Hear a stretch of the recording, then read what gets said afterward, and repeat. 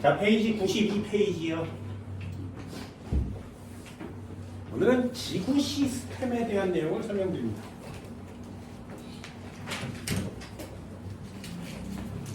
지구 시스템의 구성과 상호작용. 이 2단원에 들어왔죠. 2단원. 여기로 따지면, 책으로 따지면 3단원에 해당하는 내용입니다. 이제 지구 시스템, 지구가 무엇으로 구성되어 있는지를 배우고요.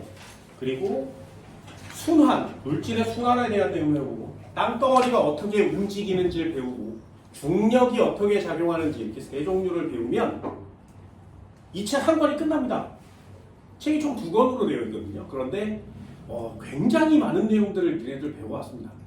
다 기억이 나는지는 잘 모르겠죠, 그죠? 뭐 이렇게 여기를 나가면 다 잊어버리지 않겠니? 네, 여러분들이 지금 배우고 있는 이 통합과학이라는 책이 생각보다 많이 어렵습니다. 이유는 과학이 물화, 생지 이렇게 4과목으로 나뉘어져 있잖아요. 고등학교 올라가도 여러분들은 다르겠지만 여태까지 고등학생들은 물화, 생지 중에 내가 좀 좋아하는 과목이라는 게 있어요. 예를 들면 나는 고등학교 때 생물학이 되게 좋았어요. 그리고 물리학이 좀 별로였습니다. 그리고 내가 고등학교 때 지구과학을 하는 학생들이 거의 없었어요. 그래서 학교 전체에서도 생물학을 선택하는 애들이 가장 많았거든요.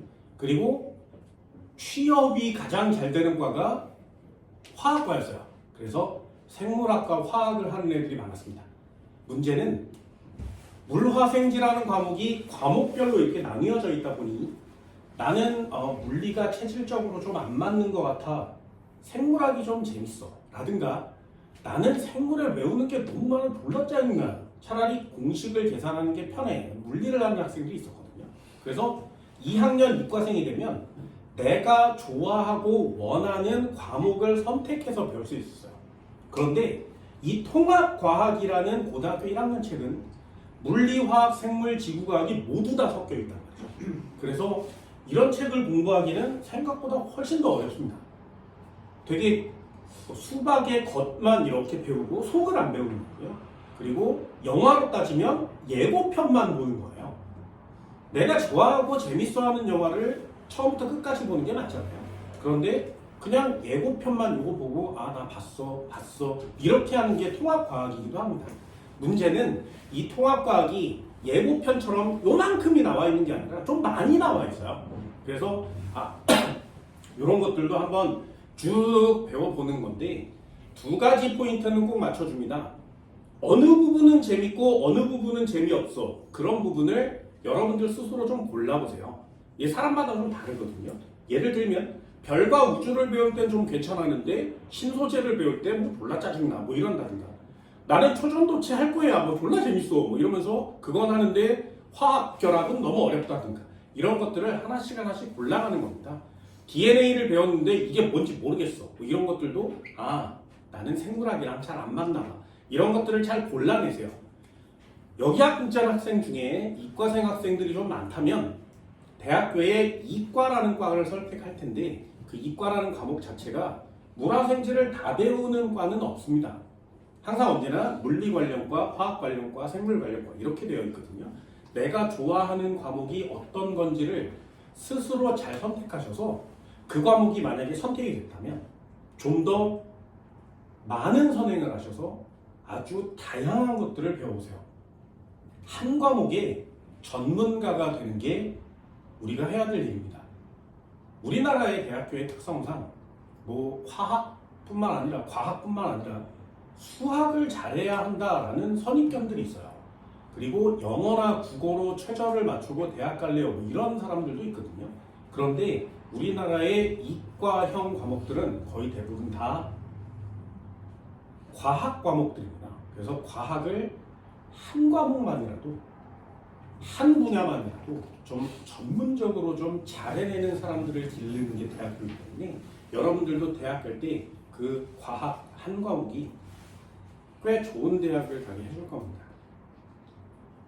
이건 부탁이자 당부입니다. 항상 노파심처럼 말씀드리는데 무슨 꼰대 같죠? 그런데 이건 뭐 우리나라에 살고 있으니까 어쩔 수 없잖아요. 그렇죠? 어쩔 수 없잖아.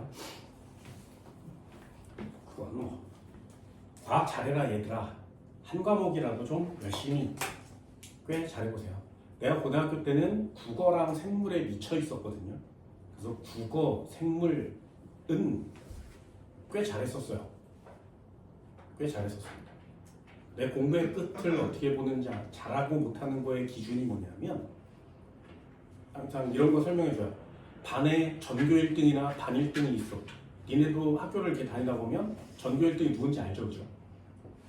와, 저 새끼는 전교 1등이야. 그러면 시험을 보고 난 다음에 정답표가 나오기 전에 쉬는 시간에 모두 다 그 녀석한테 가서 야, 3번 뭐니? 답이 뭐야? 이렇게 물어본단 말이죠. 그때 전 과목을 다 전교 1등한테 가서 물어보는데 한 과목만이라도 수학 시험이 끝난 다음에는 전교 1등한테 가지 않고 얘한테 가는 거죠. 얘는 수학을 졸라 잘한다는 거죠. 내 공부의 끝은 그거라고 생각합니다. 나중에 여러분들이 고등학교를 갔을 때 물화생지를 막 배우고 나서 화학 시험이 끝난 다음에 전교 1등한테 답을 맞추러 가지 않고 나한테 온다면 나는 화학을 졸라 잘하는 거거든요. 그 정도는 해야 나 잘해요 라고 얘기할 수가 있는 거죠. 그때까지 공부를 하시면 돼요. 그게 여러분들 공부의 끝이라고 나는 개인적으로 생각합니다. 오늘 배우는 내용은 지구에 대한 내용입니다. 지구의 시스템의 구성 요소 이렇게 써 있거든요. 첫 번째 지구의 땅덩어리에 대한 내용을 배우고요. 그리고 기권이라고 해서 대기권에 대한 내용을 배웁니다. 수권이라고 해서 물을 배우고요. 생물이 있는 생물권을 배웁니다. 그리고 외권이라는 것도 있는데 책에는 외권이 잘 표시되어 있지 않습니다. 그래서 외권도 간단하게 설명을 드릴 겁니다. 문제는 여기에 별표를 쳐줘야 되는 내용이 있어요. 기권에 박스 있거든요. 이 박스에 별표를 꼭 하나 쳐줍니다. 그리고 수권에 혼합층, 수원합층, 심해층 요거 나와 있는 거 있어요. 요거 별표 쳐주세요. 시험에 가장 많이 나옵니다. 고등학교 2학년 가면 또 배워요. 그래서 지구과학을 선택하는 학생들이 통합과학만 배워도 지구과학을 조금 얼마든지 할 수 있기 때문에 요 녀석은 반드시 꼭 체크를 해주시기 바랍니다. 지구의 시스템이 무엇이냐에 대한 내용을 배워요. 자, 지구의 시스템이 무엇이냐. 지구는 일단 동그랗게 이렇게 생겼죠. 그렇죠? 이 전체가 땅덩어리로 되어 있습니다. 돌멩이로 되어 있단 말이죠. 그래서 이 녀석을 뭐라고 하냐면 지권이라고 해요. 지권. 땅으로 되어 있는 공간. 그리고 이 위에를 공기로 되어 있는 공간 기권이라고 합니다. 그리고 땅 중에 물이 있는 곳이 있죠. 물이 있는 곳을 수권이라 그래요. 됐나요? 그리고 물이 있는 곳이나 땅덩어리 있는 곳에 생명체가 살 수 있지, 그치? 그래서 이걸 생물권이라고 합니다. 그래서 지구에는 4개의 시스템을 갖고 있는데 땅으로 되어 있는 지권을 배우고요. 물로 되어 있는 수권, 공기가 있는 기권, 그리고 생물이 존재하는 생물권 이런 식으로 배워요. 이 4개의 권을 제외한 나머지 여기를 외권이라고 합니다. 그래서 총 5가지의 권인데 우리는 지구에 대한 내용을 배우고요. 지구에 살고 있거든요. 그래서 하나, 둘, 셋, 4개의 포인트를 맞춰줍니다. 땅덩어리는 아직 잘 몰라요. 이 지구의 속이 어떻게 되어 있는지 아직 잘 몰라요. 전에도 한번 말씀드렸는데 땅덩어리 속이 지구의 내부 구조가 어떻게 생겼는지 궁금해서 지구에서 기술자들을 고용해서 땅을 팠다 그랬습니다. 땅을 팠습니다.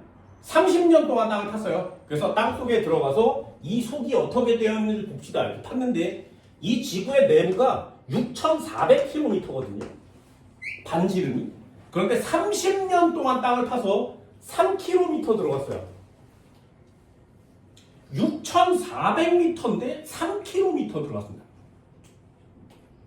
그리고 더 이상 파지 않습니다. 끝났어. 그런데 우리는 지금 지구의 내부가 어떻게 생겼는지를 다 알 수 있단 말이죠. 한 과학자가 나타나서 야, 이 무식한 것들아, 얘 남자 새끼들아, 힘만 졸라 세다고 되겠니? 그래서 땅을 몇천 년 동안 팔 거야? 에이. 그때 러시아의 한 여자 과학자가 나타나서 내가 땅 안 파고 지구 내부 구조를 알려줄게. 그리고 3시간 만에 지구 내부 구조를 발표했어요. 그게 과학자야. 우리는 그 여자 과학자의 이름을 몰라요. 왜? 여자니까. 과학계에서 여자 과학자 이름을 여러분들 중에도 아는 사람이 별로 없습니다. 기껏해야 아는 사람 퀴리 부인 한 명밖에 없죠. 그럼 지구상에 여자 과학자 퀴리 부인 한 명이야? 이상하지, 그치? 여자 과학자 뒤지게 많은 게 우리가 알고 있는 유명한 과학자들이 없습니다. 이게 그래서 그래. 그래서 여학생들한테 특히 많이 얘기합니다. 과학 많이 하세요. 지금은 세상이 바뀌었어. 그래서 굉장한 과학자들 많습니다. 내가 아는 여자 과학자 있어요. 우리나라에 내가 아는 여자 과학자 있습니다. 그 여자 과학자가 곧 있으면 나의 바람이지만 곧 있으면 노벨상을 받을 거예요. 곧 있으면. 그 곧이라는 단어가 언제냐는 아직 잘 모르겠지만 곧 있으면 우리나라 최초의 여자 과학자의 노벨상을 볼 수 있겠죠. 그렇게 되기를 간절히 바라고 있습니다. 땅덩어리를 연구하는 사람도 많고요. 공기를 연구하는 사람들도 많습니다. 그리고 물속에 들어가 본 적은 별로 없지만 물을 연구하는 사람들 많죠. 우주에 나간 사람보다 심해에 들어가 본 사람이 수가 더 적습니다. 그럼 우주에 나가는 게 심해에 들어가는 것보다 더 쉽다는 얘기죠. 우리는 아직 지구에 살면서 지구의 내부도 잘 모르고 있습니다. 그거에 대한 시스템을 배우는 단어예요. 내가 하나씩 해볼까요? 지구 시스템, 직권, 기권, 수권, 생물권, 외권, 구성 요소가 서로 상호작용하고 있다라는 내용이고요. 그리고 하나씩 배워봅시다. 직권부터 시작해볼까요? 직권, 땅덩어리가 어떻게 되어 있니에 대한 내용인데요. 얘는 지구가 내부가 어떻게 생겼는지를 꼭 배우세요. 지구 내부 구조를 한 번쯤은 봅니다. 저쪽에다 정리는 할 거니까 지구는 이렇게 생겼습니다. 반지름은 6,400km 정도 됩니다. 지구는 맨 겉껍데기가 땅덩어리라고 지각이라고 쓰는 거고요. 그리고 지각 아래편 여기를 멘틀이라고 합니다. 멘틀. 이름 멋있죠? 멘틀. 됐나요? 지각 멘틀. 그래서 사과로 비교하는 사람 많아요. 또는 달걀로 비교하는 사람 많습니다. 달걀의 껍데기, 사과의 껍데기가 실제로 지각의 두께만큼만 해당돼요. 그래서 사람들이 살거나 생명체가 살고 있는 땅덩어리라고 하는 애가 매우 얇습니다. 그리고 사과에 우리가 먹는 부분 굉장히 많죠. 그 먹는 부분이 멘틀에 해당돼요. 그리고 씨가 있는 가운데 부분은 먹지 않고 버리죠.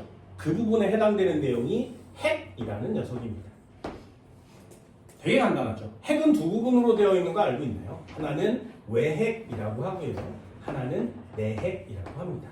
지금 우리가 알고 있는 지구의 내부 구조는 이렇게 네 부분으로 구성되어 있습니다. 이 안에 어떤 게 있는지 아직 인간들도 잘 모른단 말이죠. 그래서 큰 덩어리로 지각, 멘틀, 외핵, 내핵 이렇게 존재해요. 나도 들어가고 싶습니다만 아직 못 들어가고 있어서 좀 안타깝죠. 빨리 누군가가 여기를 찾아내서 이 속에서 사람들이 살고 있는지 안 살고 있는지 빨리 알려줬으면 좋겠습니다. 지각, 멘틀, 외핵, 내핵. 여기서 제일 중요한 포인트는 외핵이에요. 이 외핵은 액체 상태일 것이다 라고 추정하고 있습니다. 외핵은 액체 상태일 것이야 라고 얘기하고 있어요.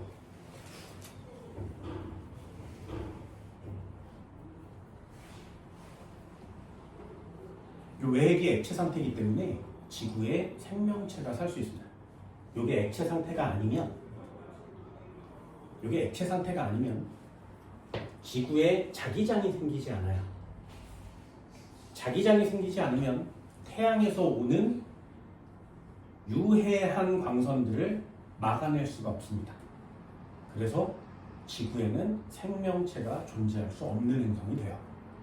그럼 지구에 생명체가 존재할 수 있는 이유는 외핵의 액체로 되어 있기 때문에 자기장을 형성해서 그렇습니다. 그럼 지구에 자기장이 있는지 없는지 어떻게 알아? 딱 두 가지 증거가 있어요. 그 첫 번째가 나침반이죠. 나침반을 이렇게 놔두면 그 나침반의 바늘이 항상 N극, 북극을 가리키죠. 그럼 북극은 자석으로 따지면 S극이란 뜻이에요.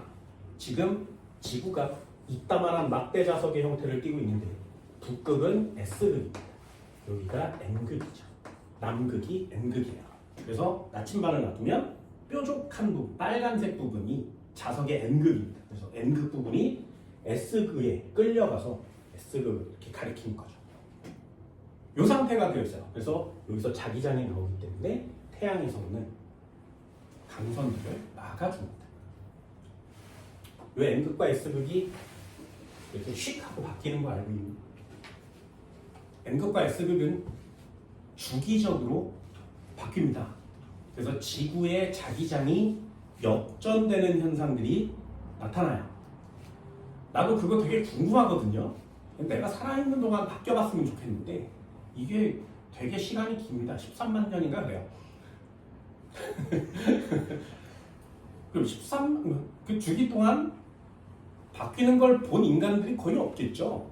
난 되게 궁금하거든요. 그래서 S극과 N극이 갑자기 휙 하고 바뀌어버리면 나침반이 북극을 가리키다가 갑자기 휙 돌아서 남극을 가리킬 거예요.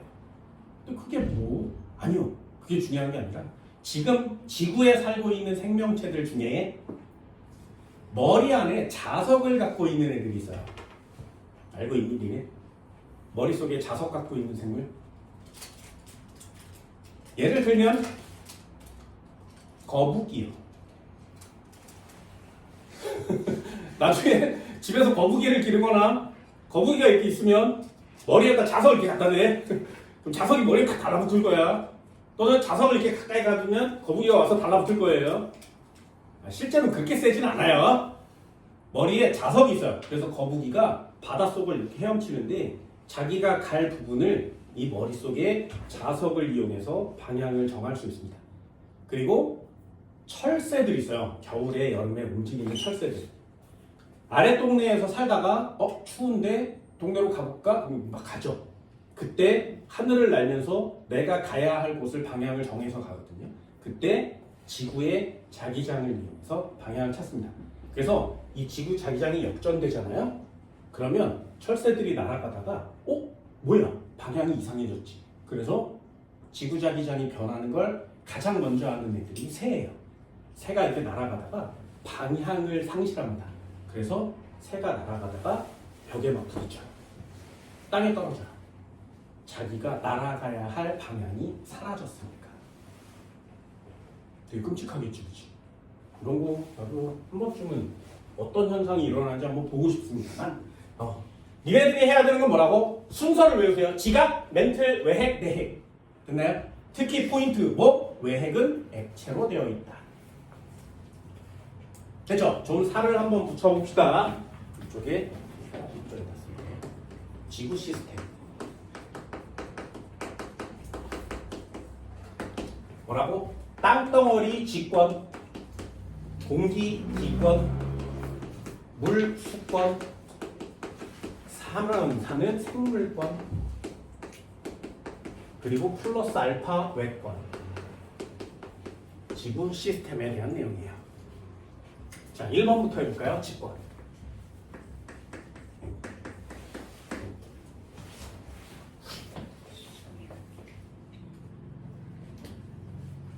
반지름 6,400m입니다. 얘는 지하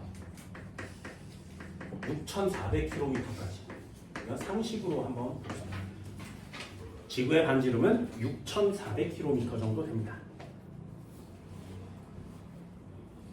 여기에 내부 구조도 한번 볼까요? 지구의 내부 구조는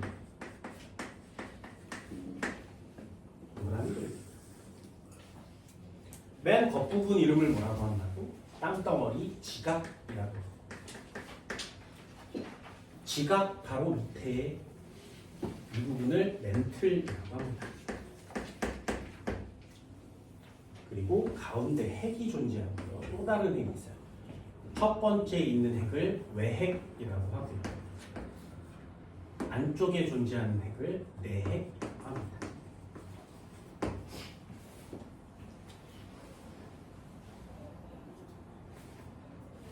됐지? 특징을 알아두세요. 지각은 두 종류로 나눠서 우리가 지금 살고 있는 지각을 대륙 지각이라고 하고요. 바다 밑에도 땅덩어리가 있겠지. 거기를 해양 지각이라 그래요.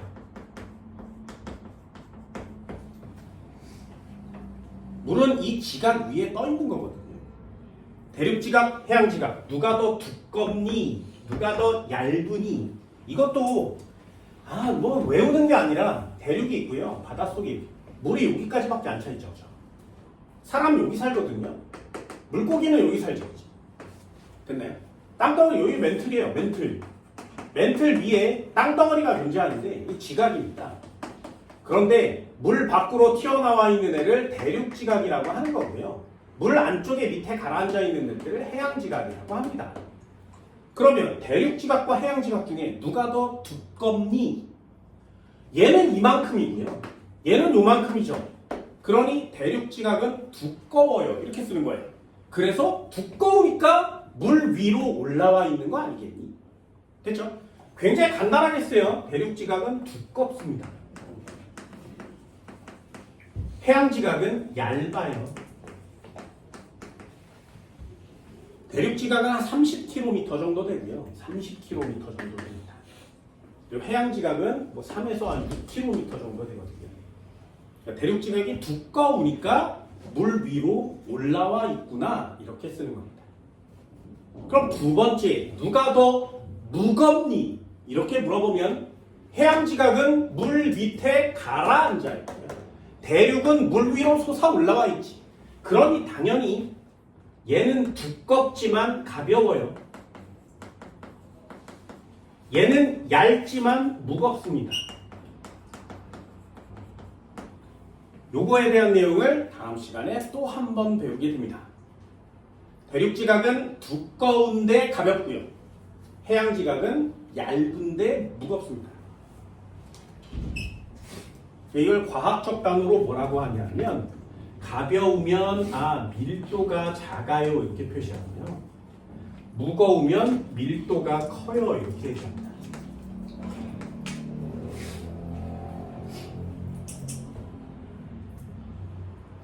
밀도가 크고 작다라는 게 그 무게가 무겁고 가볍다는 거랑 똑같은 뜻이에요? 무게랑 밀도는 완전 다른 값이에요.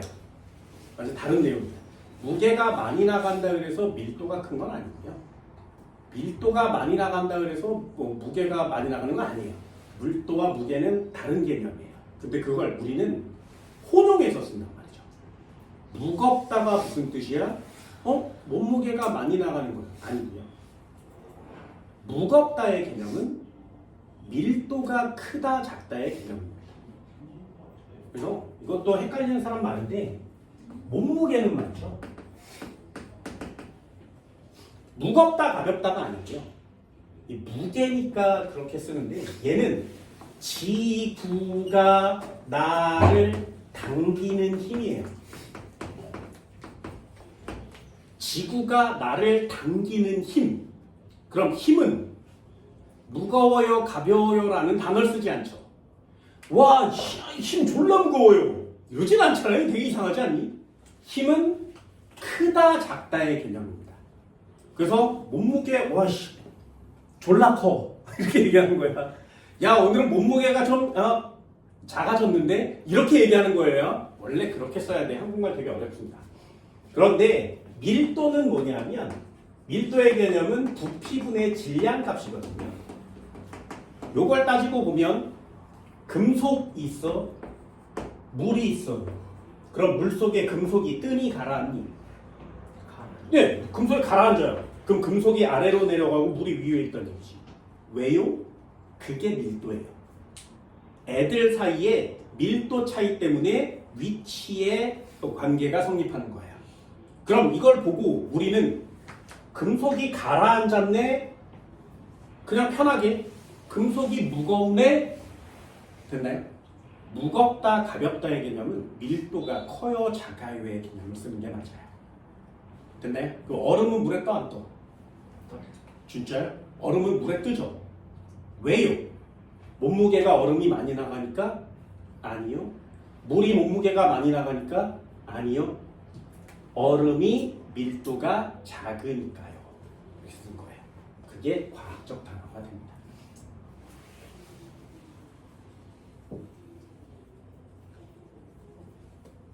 됐나요? 자, 멘틀에서 중요한 단어가 하나 있거든요. 멘틀은 가장 많은 부피를 차지하고 있습니다. 지구에서 가장 많은 부피를 차지하고 있는 곳이 어디니? 이렇게 물어보면 멘틀이요 이렇게 쓰는 거예요.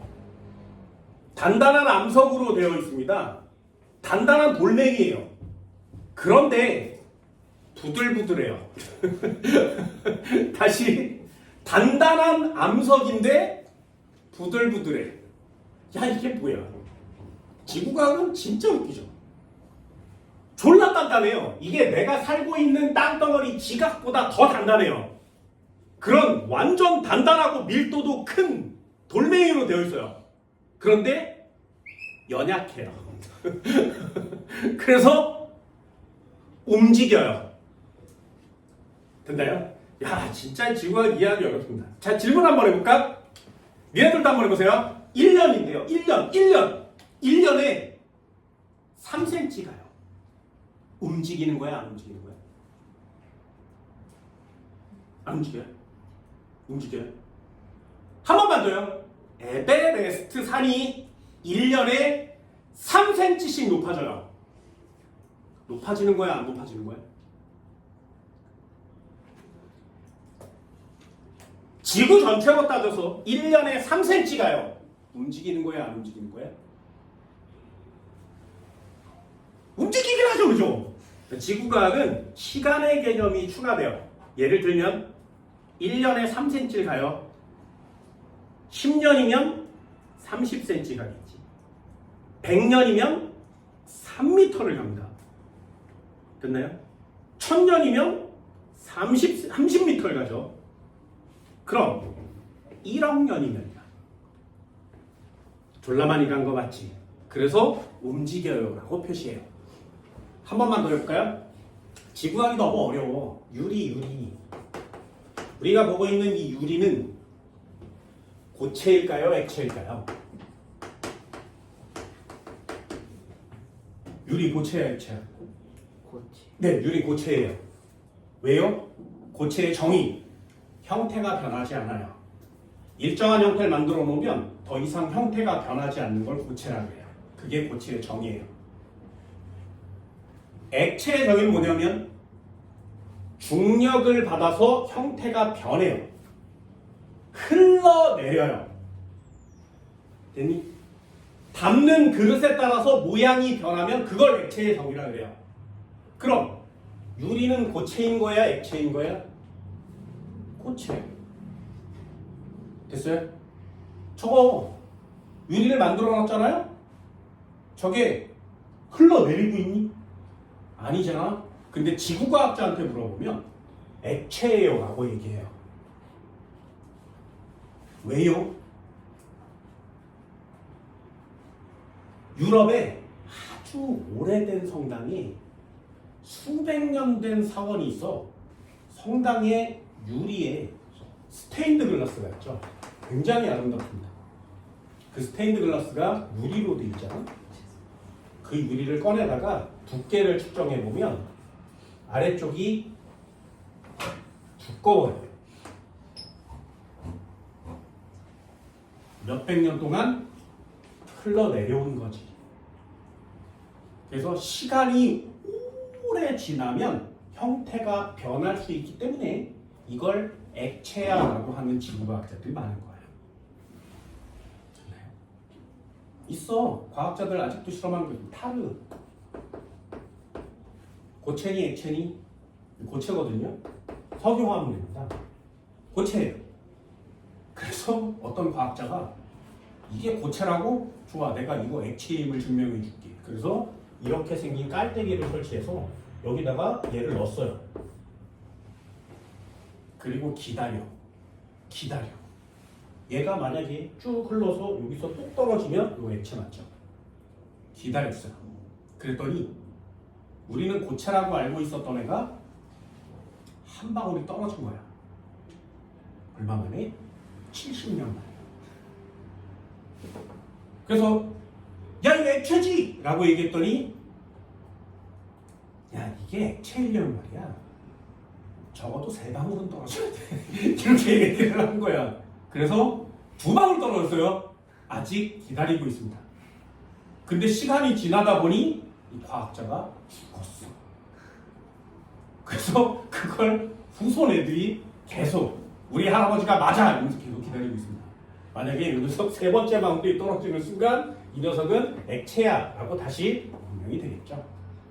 지구과학은 시간이 굉장히 긴 얘기를 하기 때문에 이게 우리가 물리에서 흔히 정하는 그런 내용들을 정할 수 없습니다. 멘틀 역시 마찬가지예요. 아까 얘기했어요. 졸라 단단한 돌멩인데 움직여요. 그걸 뭐라고 하냐면 멘틀이 대류해요 라고 씁니다. 멘틀이 대류해요. 대류는 액체나 기체가 움직이는 현상을 대류현상이라고 하거든요. 고체인데 대류예요. 저거 너무 신기하죠? 이 정말 지구과학에서 가장 중요한 단어입니다. 멘틀 대류. 3번째, 외핵은 액체 상태일 것이다 라고 추정하고 있습니다.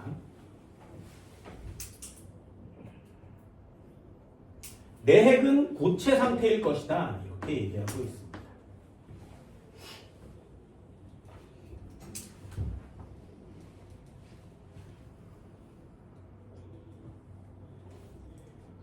그렇죠? 얘 아래로 내려갈수록 밀도는 크고요. 온도도 높습니다. 무거우니까 아래쪽에 배열된 거죠.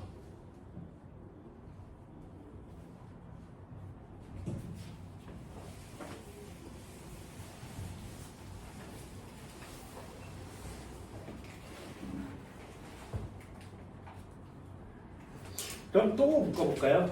지각과 멘틀을 한꺼번에 묶어요. 지각과 멘틀은 돌멩이로 되어 있습니다. 얘는 돌멩이로 되어 있어요. 돌멩이니까 얘를 규산염 광물로 구성되어 있다 이렇게 쓰는 거예요. 우리 예전에 한번 배웠죠? 규산염 광물 SiO2, SiO2 기억나니? 독립형, 단사슬, 복사슬, 망상 뭐 이런 거 배웠잖아요? 그걸로 되어 있습니다. 그래서 우리가 지각에 살고 있기 때문에 땅을 아무리 파도 규산염 광물만 나오는 거예요. 그럼 여기 핵은 뭘로 되어 있냐? 얘는 철과 니켈로 되어 있습니다.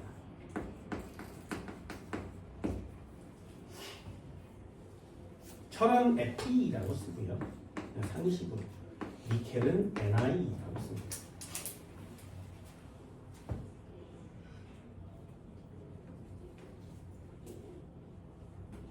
이걸 지구 내부 구조라고 합니다.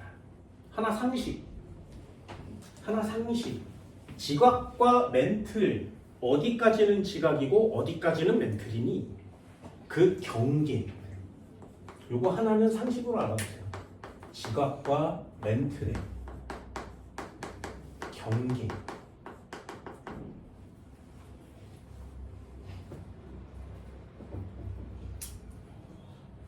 저 경계를 뭐라고 하냐면 모, 호, 로, 비, 치, 불, 연속면이라고 해요. 모, 호, 비, 치, 불, 연속면. 지각과 멘틀은 연속되어 있지 않다. 떨어져 있다는 뜻이거든요. 그 경계면을 찾아낸 사람 이름이 모호로 비치치예요. 그래서 이게 너무 기니까 모호면 이렇게 이름을 붙입니다. 그래서 지각과 멘틀의 경계를 모호면이라고 합니다.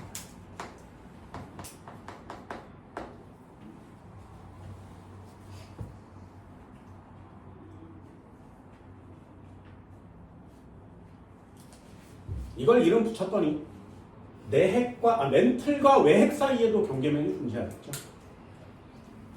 그걸 찾아낸 사람은 구텐베르그라고 합니다. 그래서 지 이름을 따서 구텐베르그면 이렇게 줬어요. 그럼 내핵과 외핵 사이에도 경계면이 있겠죠. 그걸 찾아낸 사람이 레만면이에요. 그래서 레만이라는 사람이 찾아냈습니다. 그 레만이라는 사람이 아까 얘기한 지구 내부 구조를 밝힌 여자과학자입니다.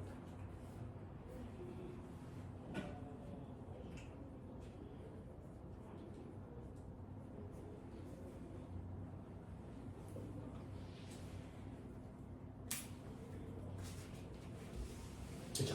여기 내핵과 외핵의 온도가 졸라 높으니까 그 위에 멘트를 막 녹여요.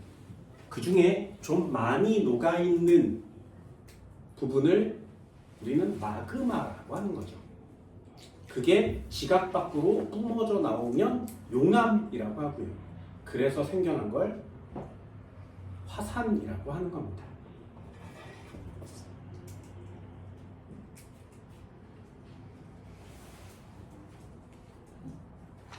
일본이 이런 얘기 하면 좀 그런가. 좀 있으면 가라앉을 거. 일본은 좀 있으면 가라앉을 겁니다. 일본은 어디 있냐면 요 밑에 마그마가 졸라 큰 게 있어요. 그 위에 이렇게 대롱대롱 떠 있어요. 그래서 이 마그마 때문에 일본에 화산이나 지진이 많이 나는 거거든요. 얘가 갑자기 마그마가 아래쪽으로 쑥 흘러가 버리면 빈 공간이 되죠. 땅이 주저앉겠죠. 바다 밑으로 가라앉는 거예요.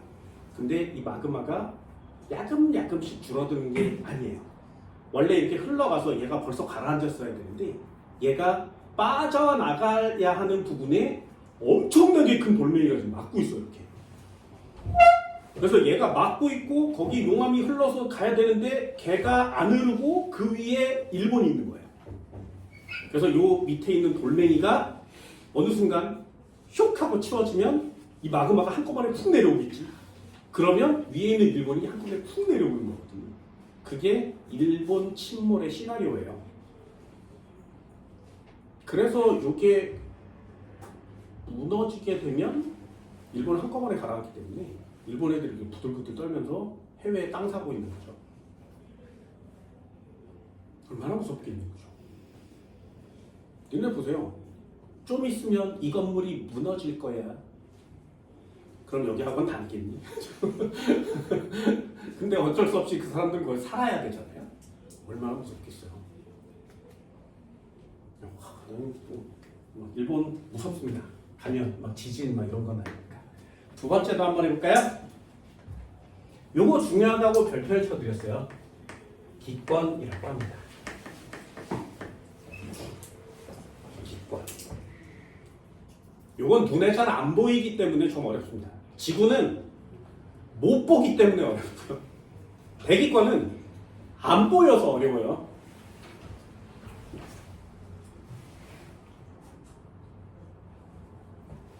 기권은 어디까지? 높이 1000km까지. 지구에서부터 높이 올라가서 1000km까지를 기권이라고 합니다. 니네 비행기 타봤니? 기권이에요. 거기가. 됐나요? 비행기 한번 타볼까요? 여기 땅이 있었어. 비행기가 여기 있겠지. 그래서 뭐 레기피스 앤 젠틀맨이 타는 거죠. 날아가죠. 그런 다음에 구름을 막 뚫고 가서 여기 날아가요. 그럼 비행기에 날아가면 여기에 딱 도착하잖아요. 비행기는 여기를 날립니다. 여기 딱 도착하면 불이 탁 그러면서 안내 방송이 나와요.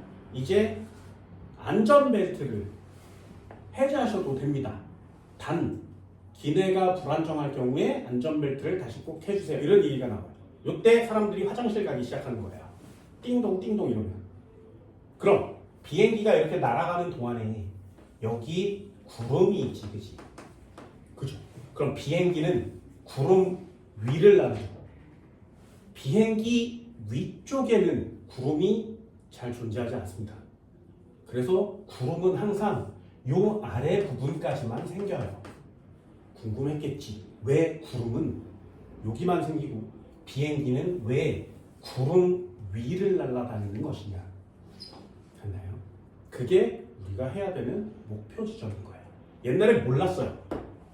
대기권이 층을 이루고 있다는 사실을 몰랐어. 이걸 누가 알아내냐면 일본의 원자폭탄을 투하했잖아요.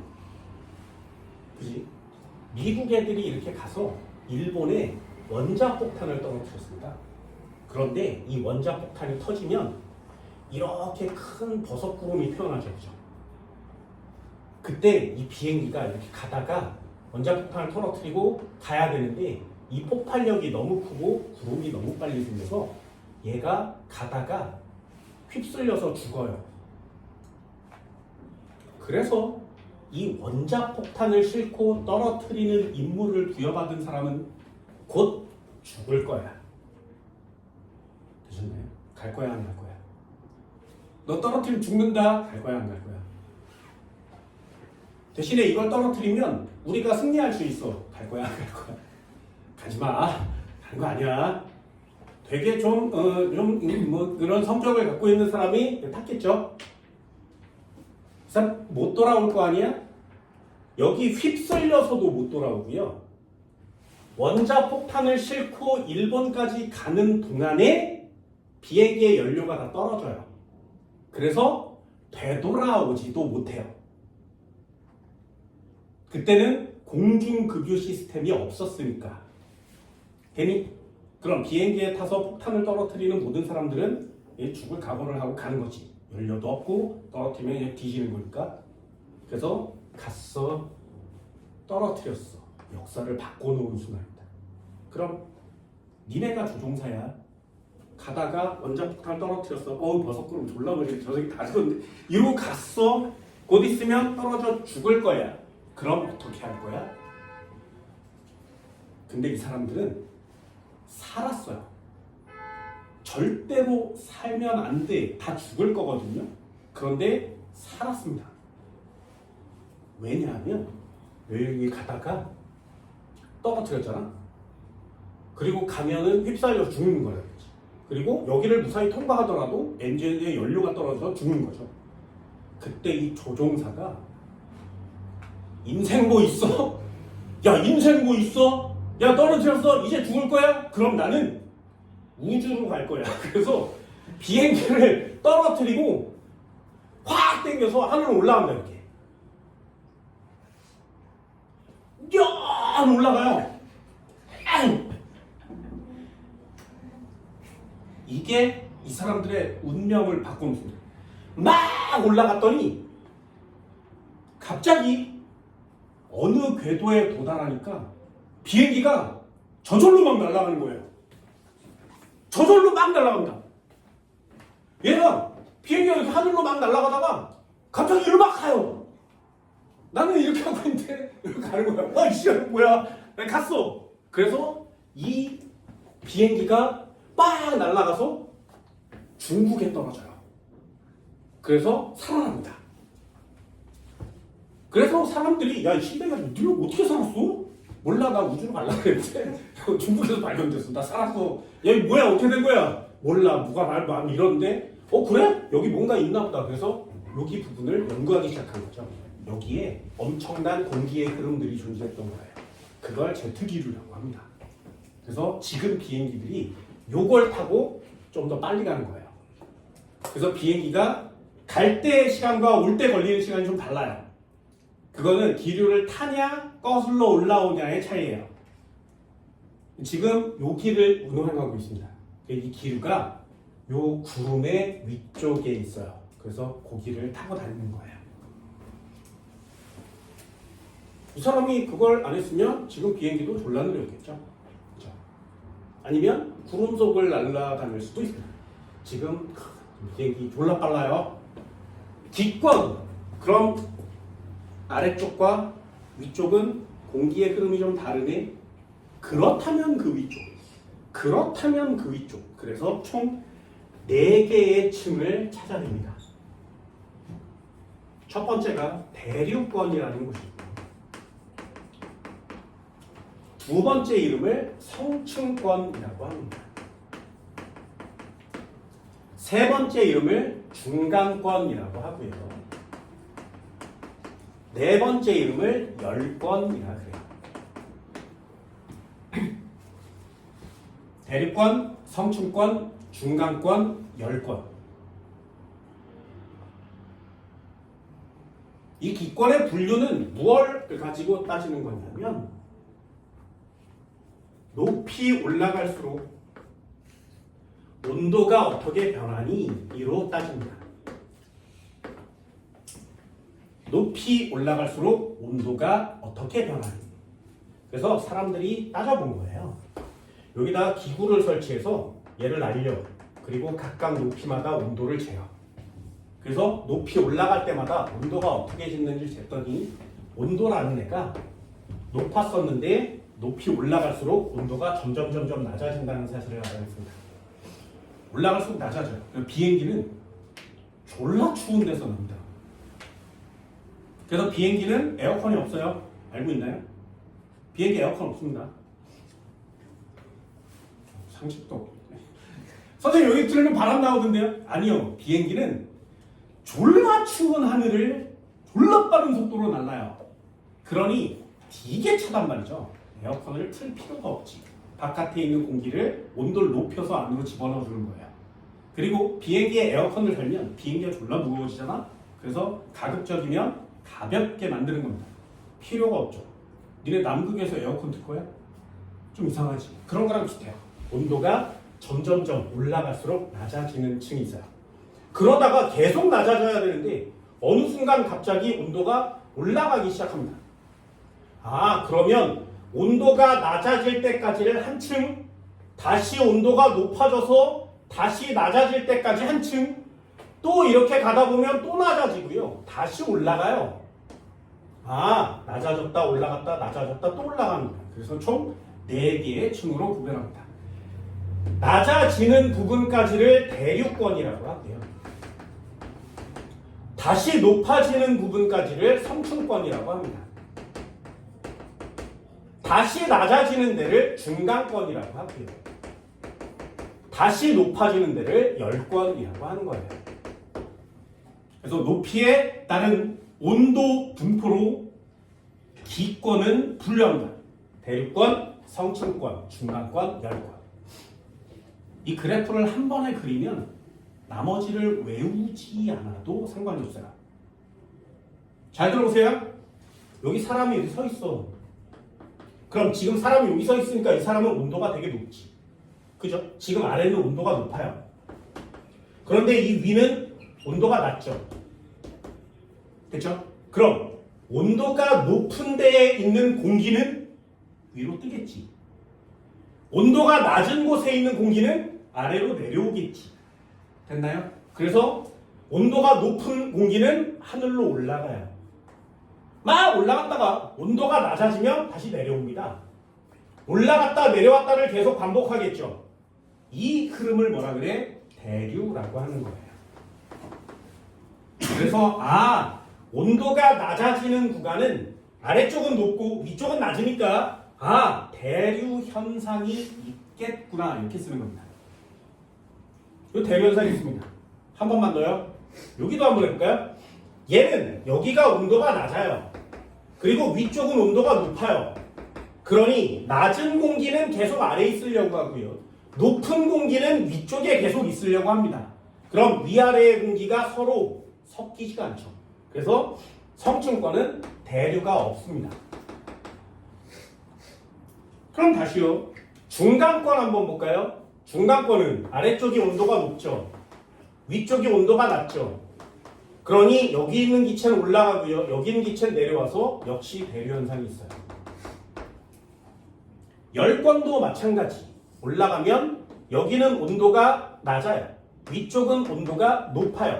그럼 얘는 섞이지 않으니까 대류가 없습니다. 됐어요? 그래서 대류 현상이 있어요 없어요 이런 걸 외우는 게 아니라 그래프를 보고 기본 꼬라지를 찾아내시는 게 훨씬 더 이해하기 쉬운 현상이에요. 선생님, 근데 대류가 계속 일어나면 온도가 성층권이나 열권처럼 변하거나 아니면 일직선으로 고정돼야 되는 거예요? 아니요, 그렇진 않아요. 얘가 계속 빙글빙글 움직이잖아. 그런데 위쪽의 온도가 워낙 낮아. 그래서 따뜻한 공기가 위로 올라가면서 그 열을 위쪽에다 전달해줘서 온도가 같게 만들어야 되는데 항상 낮아요. 그러니 여기 있던 에너지가 다 빠져나가고 올라가서 차가워지는 거야. 그럼 얘가 다시 내려오면서 따뜻해지는 거야. 올라가면서 차가워지고 내려오면서 따뜻해지는 거야. 그래서 순환이 일어나요. 그래서 여기 뭐 저런 걸 틀면 공기가 순환하니까 방전체 온도가 비슷해지는데 얘는 너무 넓어요. 그리고 온도 차이도 너무 커요.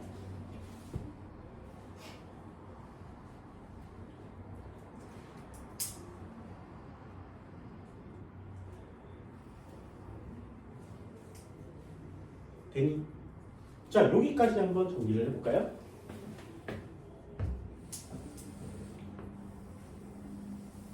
기권은 온도와 높이입니다. 그럼 아까처럼 표면 온도는 높았는데 낮아지고요. 다시 높아졌다가 낮아지고요. 다시 높아졌다가 그치? 여기까지를 뭐라고 한다고? 대립권.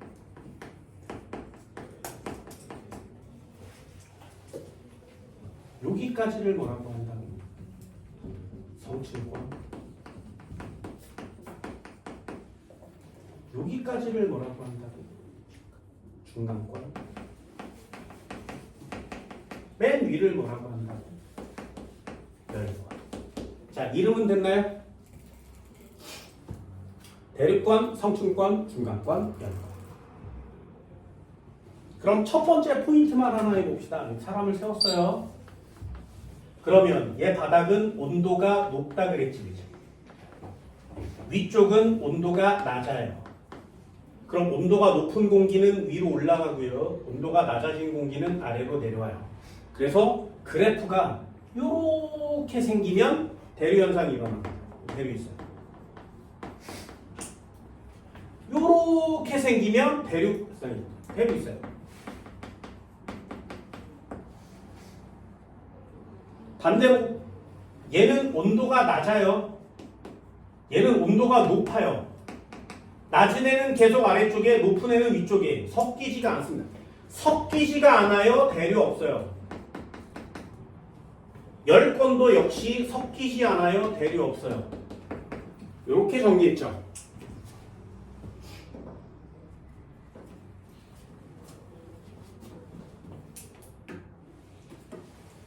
자, 그럼 특징들을 한번 볼까요? 얘요. 구름이 여기까지 있습니다. 구름은 성층권 위로 올라가지 못합니다.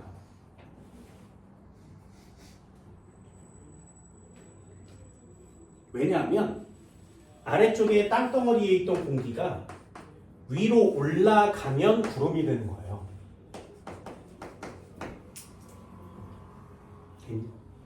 아래쪽에 있던 공기가 위로 올라가면 물방울이 돼서 구름이 되는 겁니다. 온도가 낮아져야 물방울이 될 수 있죠. 수증기가 물방울이 되려면 온도가 낮아져야 돼요. 그래서 아래에서 올라가야 구름이 생겨요. 그래서 구름은 하늘에 생기는 거죠. 온도 낮은 곳에 생기는 겁니다. 구름이 하늘에서 생겨요. 그런데 계속 온도가 낮아져서 구름이 생겼어. 근데 이 위에는 다시 온도가 높아지죠. 그래서 더 이상 올라가지 못하는 거예요. 거기까지가 대류권이에요. 그래서 이 단어가 되게 중요합니다. 대류권에서만 기상현상이 나타나는구나 알겠습니다. 날씨는 대류권에만 있습니다.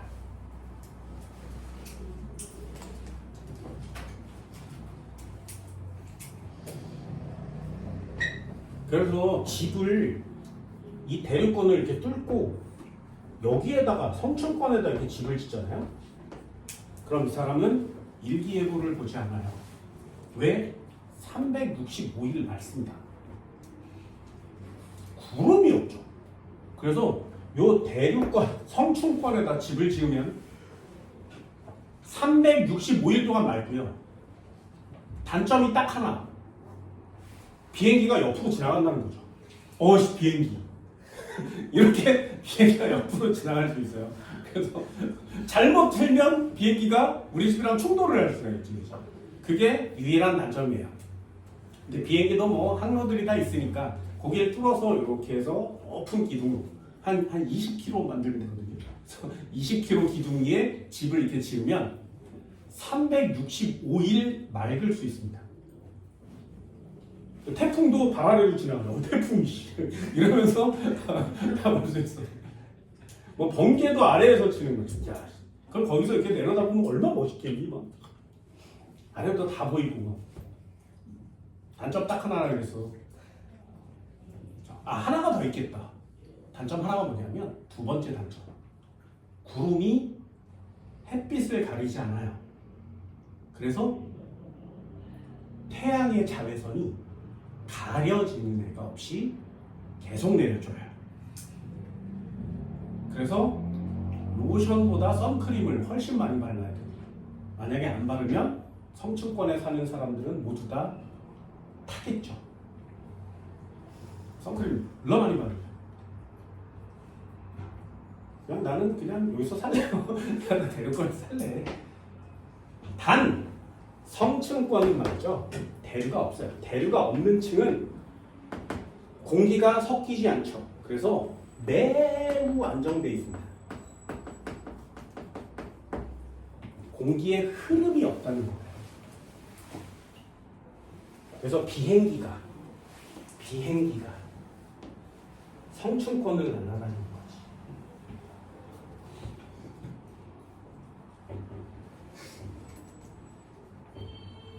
그러니 비행기에서 보면 구름이 다 비행기 아래쪽에 있는 거예요.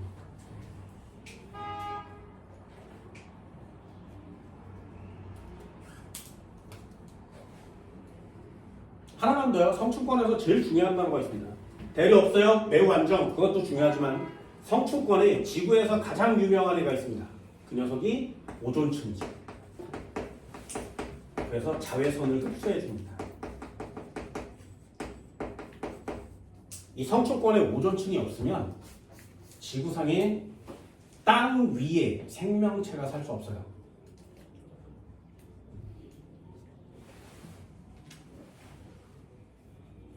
성층권에 오존층이 있구나.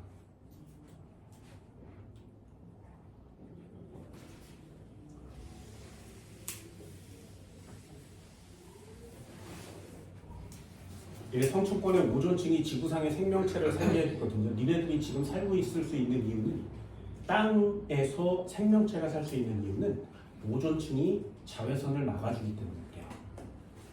그럼 저 오존층 없으면 우린 아직도 물속에서 살고 있겠죠. 식물도 없습니다. 자외선이죠. 성층권 때문에 저 오존층 때문에 지구에 지금 생명체가 육지에 살고 있단 말이죠. 얘네들 알고 있나요? 저 성층권에 있는 오존층은 두께가 얼마나일까요? 도대체 두께가 얼마나 오존층이 우리의 생명체를 지구로부터 지켜줘서 지금 수십억 년 동안 생명체가 살게 해줬을까요?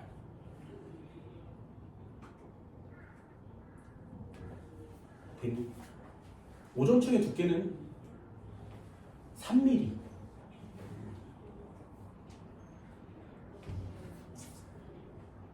그게 파괴가 되면 지구는 생명체가 살 수 없습니다. 지구 대단하죠. 대단하죠. 38억 년 전에 바다에서 나타난 생명체가 광합성을 해서 산소를 내뿜었어요. 그 산소들이 모여서 성층권으로 올라갔습니다.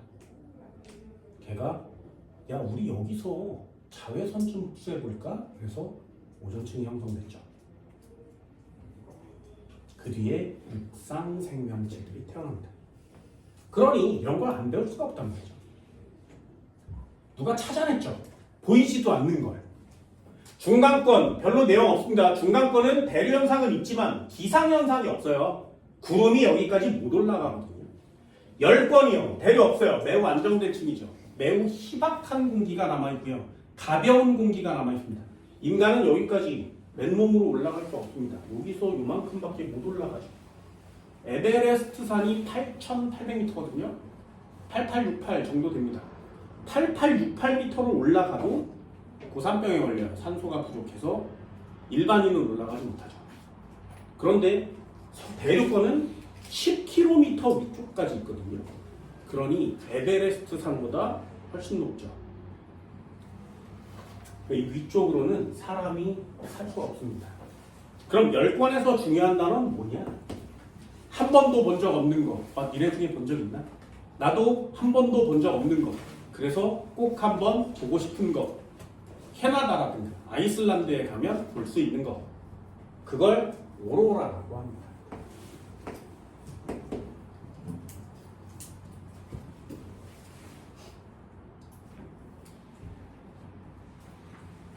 오로라는 열권에서 나타나요.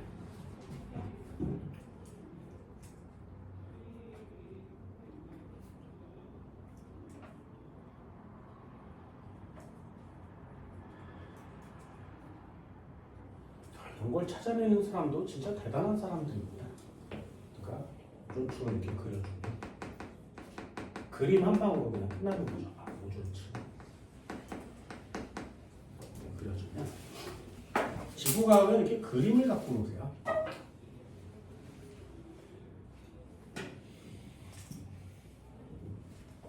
그림을 그린 게 그림을 그리죠. 오로를 하죠. 대충 그린 거 문제 없으니까 그냥 대충 그리는 거야. 그리지 마 아니면은 말하는 거야.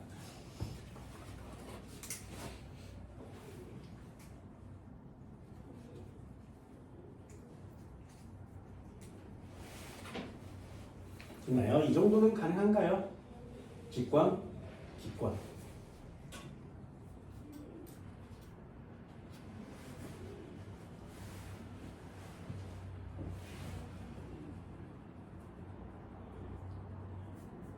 지구과학은 이렇게 그림을 이해하시는 것도 괜찮습니다.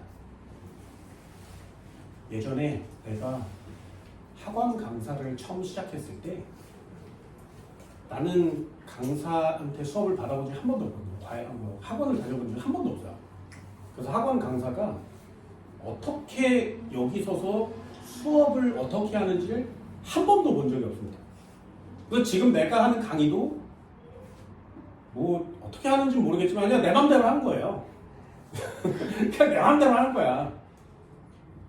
니네처럼 학원 강사 여러 명들한테 강의를 막 들어보고 그랬다면 어떻게 강의하는지를 알 거 아니에요. 그럼 그렇게 강의를 해줄 텐데 학원을 단 한 번도 내가 다녀본 유일한 학원은 운전면허 학원밖에 없어요. 그래서 학원을 다녀본 적이 없으니 강사가 어떻게 설명을 해주는지 모르겠는 거예요. 나는 그 첫 번째 강의가 아직도 기억납니다. 내가 학원에 취직해서 첫 강의가 뭐였냐면 중학교 2학년 경시반이었어요. 중학교 2학년 경시반의 화학 원 수업이었어요. 그리고 여기 중학교 2학년 애들이 앉아있을 거 아니야? 아직도 기억나는 남자애가 하나 있습니다. 그 남자애가 태권도 도복을 입고 왔어. 노란 띠야. 중학교 2학년. 쓰레빠 신고 왔어요. 그래서 저 뒤에 앉아있는 거야. 공부를 뒤지게 못하게 생기는데 경시반이에요. 경시반이면 중학교 2학년인데 고등학교 2학년 거 하는 거거든요. 곧 있으면 고등학교 3학년 거래요. 그리고 걔네들이 중3이 됐을 때 대학교 과정을 합니다. 굉장히 잘하는 녀석들인 거예요. 첫 수업에 거기 들어갔어.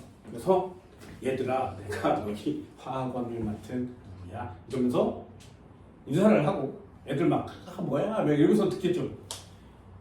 수업을 했어요. 이거야 이건데 막 이러면서 설명을 해줬어.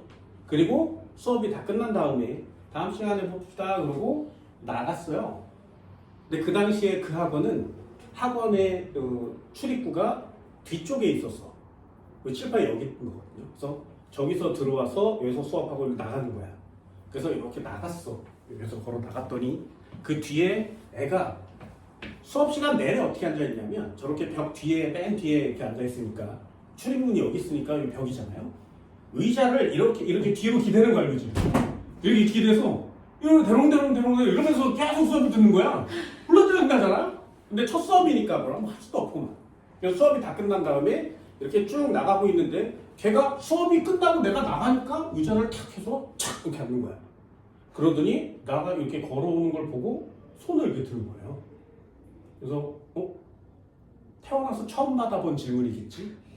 그래서 막 긴장하고 얘가 모르는 걸 물어보면 어떡하지? 그래서 긴장해서 질문 있니? 그랬더니 걔가 계속 쳐다보는 거예요. 질문이 뭔데? 그랬더니 내 귀에다 대고 선생님 강사 처음이시죠? 이랬어요.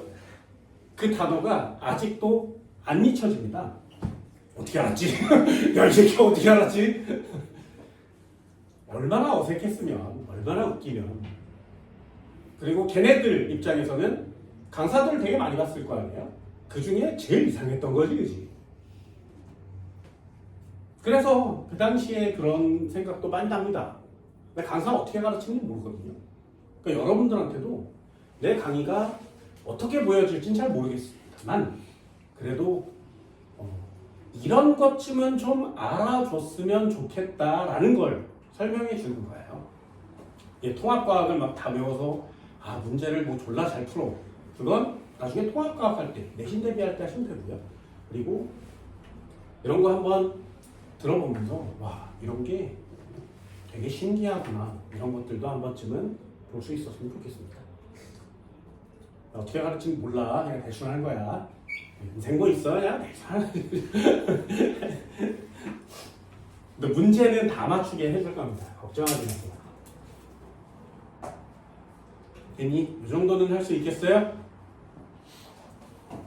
그림으로 잘 외워주세요. 그래서 결론이 뭐냐면 내가 그런 얘기를 듣고 학원 강사들이 어떻게 강의하는지를 보고 싶다 그래서 EBS를 틀었지. 그때 나의 마음속에 아직도 남아있는 지구과학 강사가 있습니다. 지구과학 강사가 EBS에 나와서 강의를. 니네 EBS 강의 들어본 적 있어요? EBS 강의 본 적 있나요? EBS 강의를 보면 이렇게 나와서 안녕하십니까 오늘은 몇 강 누굽니다. 그러면 막 화면도 막 바뀌고 막 컴퓨터 그래픽도 나오고 막 이래요. 되게 멋있어. 근데 그 강사는 그게 1도 없어요. 지구과학 강사인데 실험복을 입고 와요.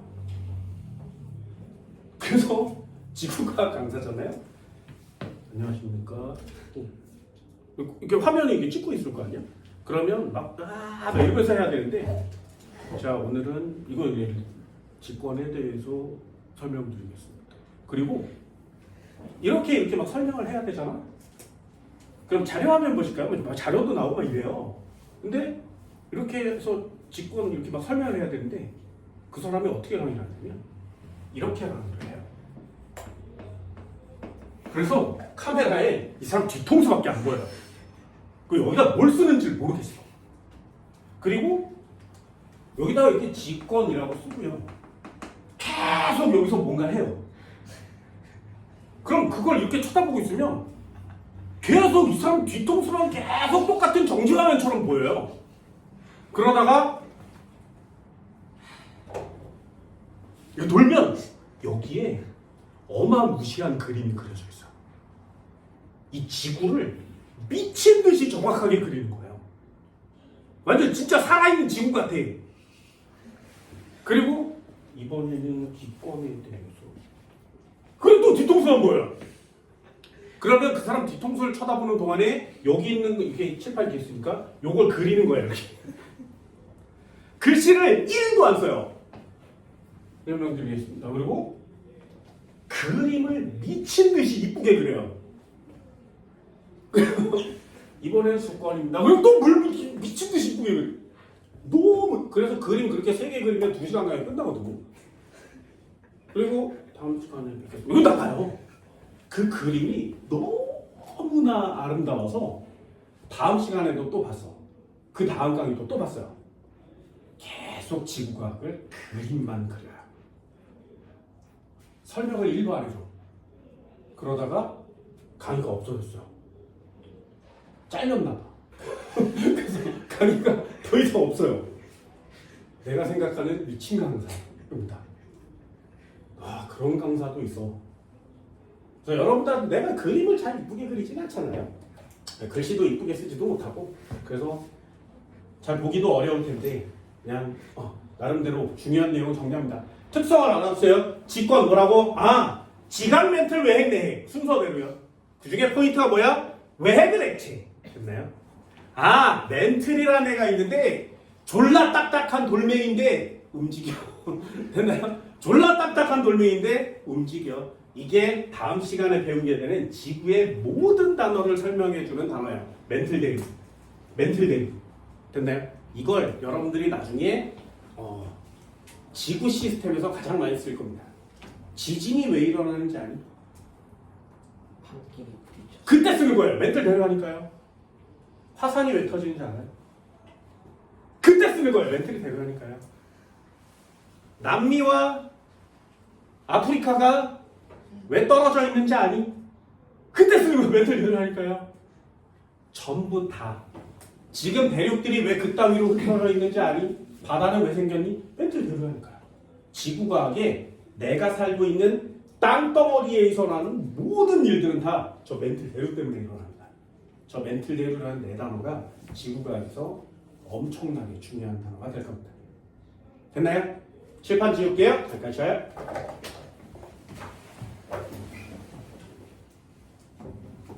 자, 하나만 더 해볼까요? 92페이지 습관입니다. 습관. 3번 습관. 습관도 별표 하나 쳤습니다. 중요하다 그랬어요. 바닷속 물속이 어떻게 생겼는지 모른단 말이죠. 습관, 물에 대한 내용입니다. 습관은 상식 하나 여기다가 습관은 물에 대한 내용인데 지구에서 물이 제일 많은 곳이 어디야? 지구에서 물이 가장 많은 곳. 우리 그곳을 바다라고 합니다. 됐나요? 그럼 바닷물 다음으로 많은 물. 이거 상식이에요. 물이 바다에 제일 많지. 두 번째 많은 곳. 네, 두 번째 많은 곳입니다. 중요해요. 빙하예요. 지구상에 바다 다음으로 많은 곳은 빙하입니다. 그래서 저 빙하가 녹으면 그 물이 모두 바다로 들어가기 때문에 위험하다라고 얘기하는 거죠. 해수면이 높아질 거니까. 바다 다음으로 많은 곳입니다. 빙하. 맞나요? 그 다음 많은 곳은요. 네, 땅속에 많아요. 땅속에 제법 많이 들어있습니다. 그걸 우리는 지하수라고 합니다. 그럼 그 다음에 많은 곳은 강 또는 호수. 이만큼 있습니다. 0.01%예요. 강의 호수 합치면 바다가 97% 정도 되거든요. 바닷물은 먹지 못하죠. 그런데 우리가 인간이 먹을 수 있는 물은 여기서부터 여기까지예요. 그래서 이만큼이 먹을 수 있는 물입니다. 그걸 담수라고 하는 거죠. 또는 육지에 존재한다 그래서 육수라고 합니다. 냉면 육수 이런 거야. 육수.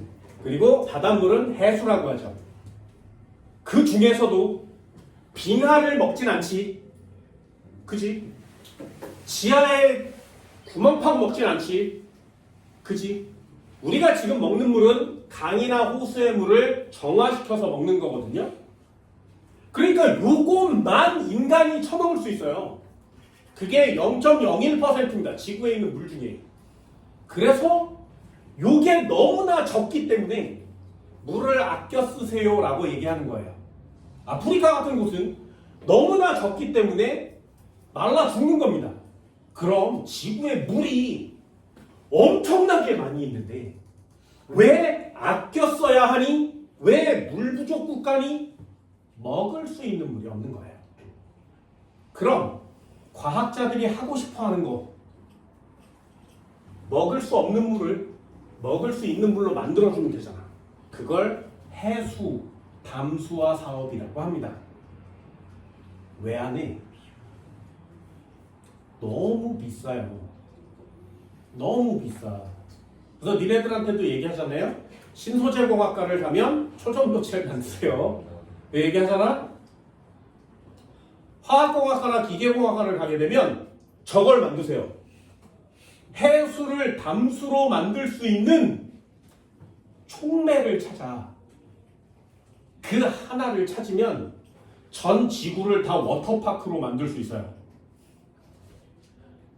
바닷물이 너무나 많기 때문에 그 바닷물을 먹을 수 있는 물로 값싸게 만들어준다면 아프리카에 또는 두바이 이런 곳에 물을 미치도록 될 수 있죠. 됐나요? 그게 세상을 구하는 방법입니다. 그럼 노벨상, 과학상과 평화상을 동시에 받을 수 있는 지구인을 구할 수 있는 방법입니다. 근데 아직도 방법은 있어. 물을 끓여서 걸으면 되잖아? 먹을 수 있는 물이 되잖아? 너무 비싸요. 그리고 공해도 많이 나와. 그걸 공해 없이 싼 가격으로 해수를 담수로 만들 수 있는 방법을 찾는다면 지구를 다시 한번 구해낼 수 있는 엄청난 과학자가 될 수 있습니다. 그걸 찾으세요. 찾으세요. 다시요. 지구상의 물은 되게 많습니다. 우리가 먹을 수 있는 물, 이걸 육수라고 하고요. 또는 담수라고 합니다. 얘를 해수라고 하는 거죠. 땅에 가장 많은 물은 빈하, 순서대로 상식으로 알아둡시다. 자, 그럼 물속의 내부 구조도 한번 볼까요? 수권. 요 녀석도 어떻게 분포하냐면 얘는 깊이에 따른 온도 분포예요. 아까 기권은 높이에 따른 온도 분포라고 했죠. 얘도 깊이에 따른 온도 분포입니다. 수권이 중요한 이유는 그래프가 되게 다양하게 출제가 되기 때문에 그렇습니다. 그 그래프 중에 첫 번째 한번 해볼까요? 바닷물이 이렇게 있으면 온도계를 꽂아서 아래로 이렇게 깊이 내려보내는 거죠. 그럼 깊이 내려갈수록 온도가 점점점 낮아집니다.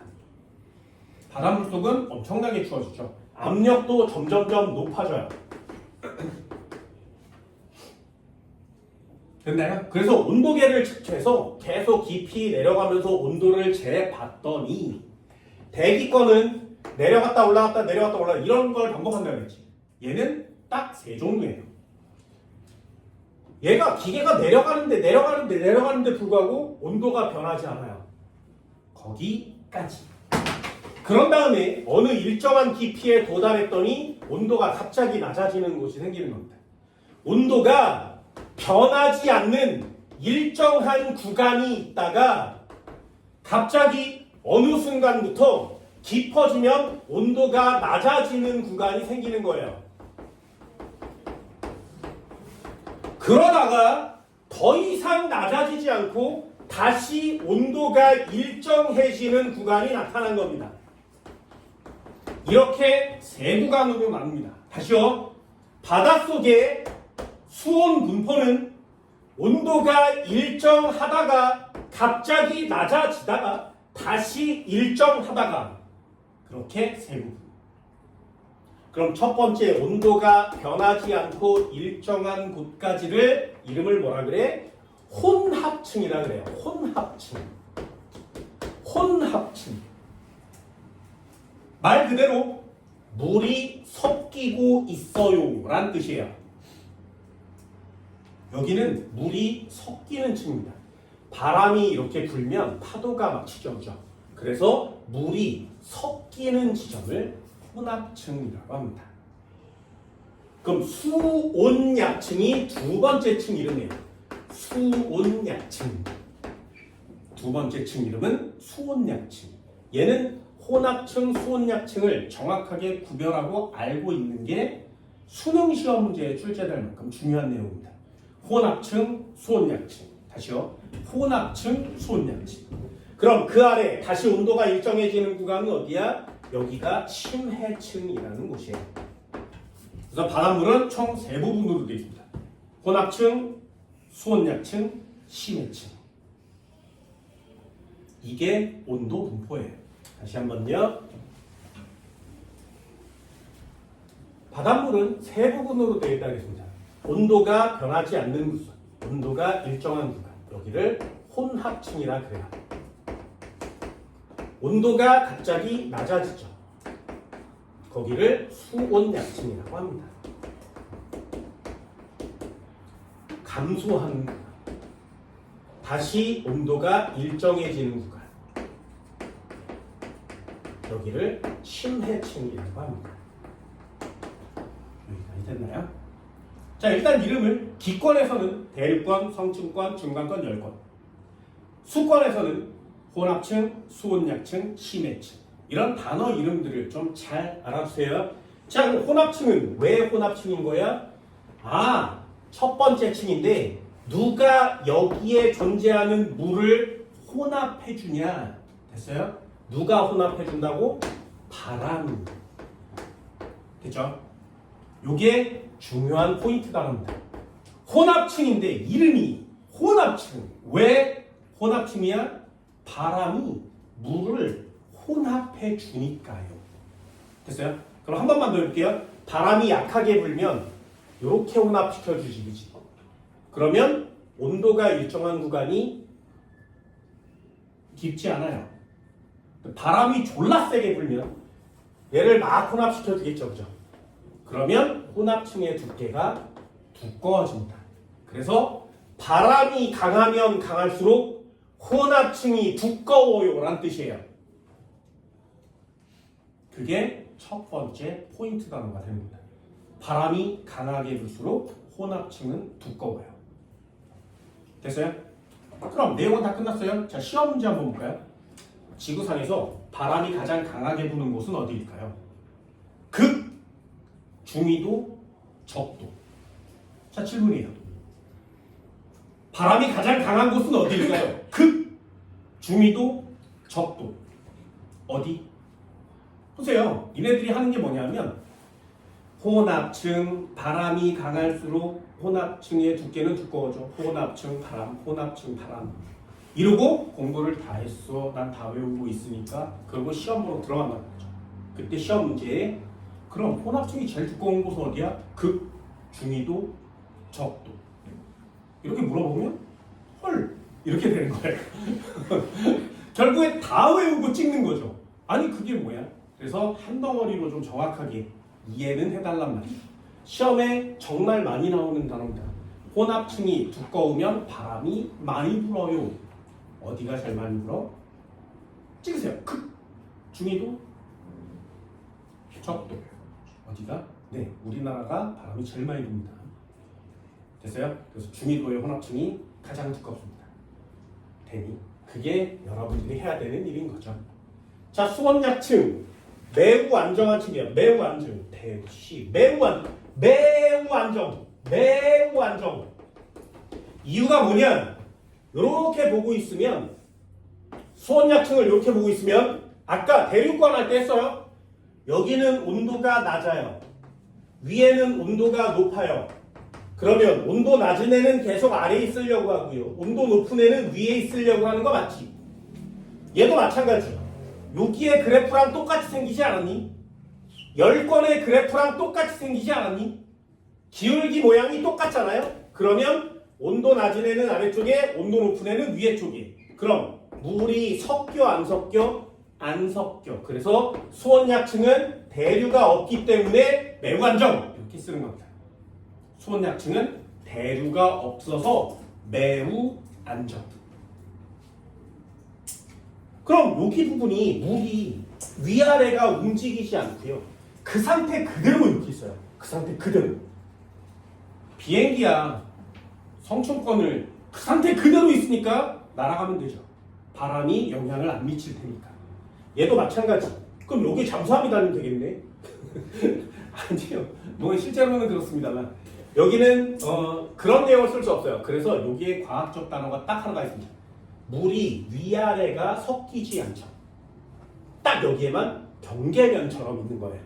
그래서 위쪽과 아래쪽에 물질을 순환시켜주지 않고요. 에너지를 순환시켜주지 않습니다. 대류가 일어나지 않으니까요. 그 시험용 문장도 조금 이따 설명드릴 겁니다. 심해층은 매우 온도가 낮습니다. 그래서 온도가 거의 변하지 않죠. 여기까지 내려가 본 인간이 별로 없어요. 그래서 심해에 사는 생명체는 굉장히 신기하게 생겼죠. 투명한 애도 많습니다. 몸이 다 투명하게 생겼어요. 빛이 도달하지 않으니까 가릴 필요가 없죠. 되게 신기한 애들 많습니다. 나중에 뭐 쇼츠 이런 거 볼 때 심해 생명체에 관련된 내용 있으면 한번 보세요. 굉장히 신기한 애들 많습니다. 더 신기한 게 뭔지 알아? 여기가 10km 되거든요. 10km.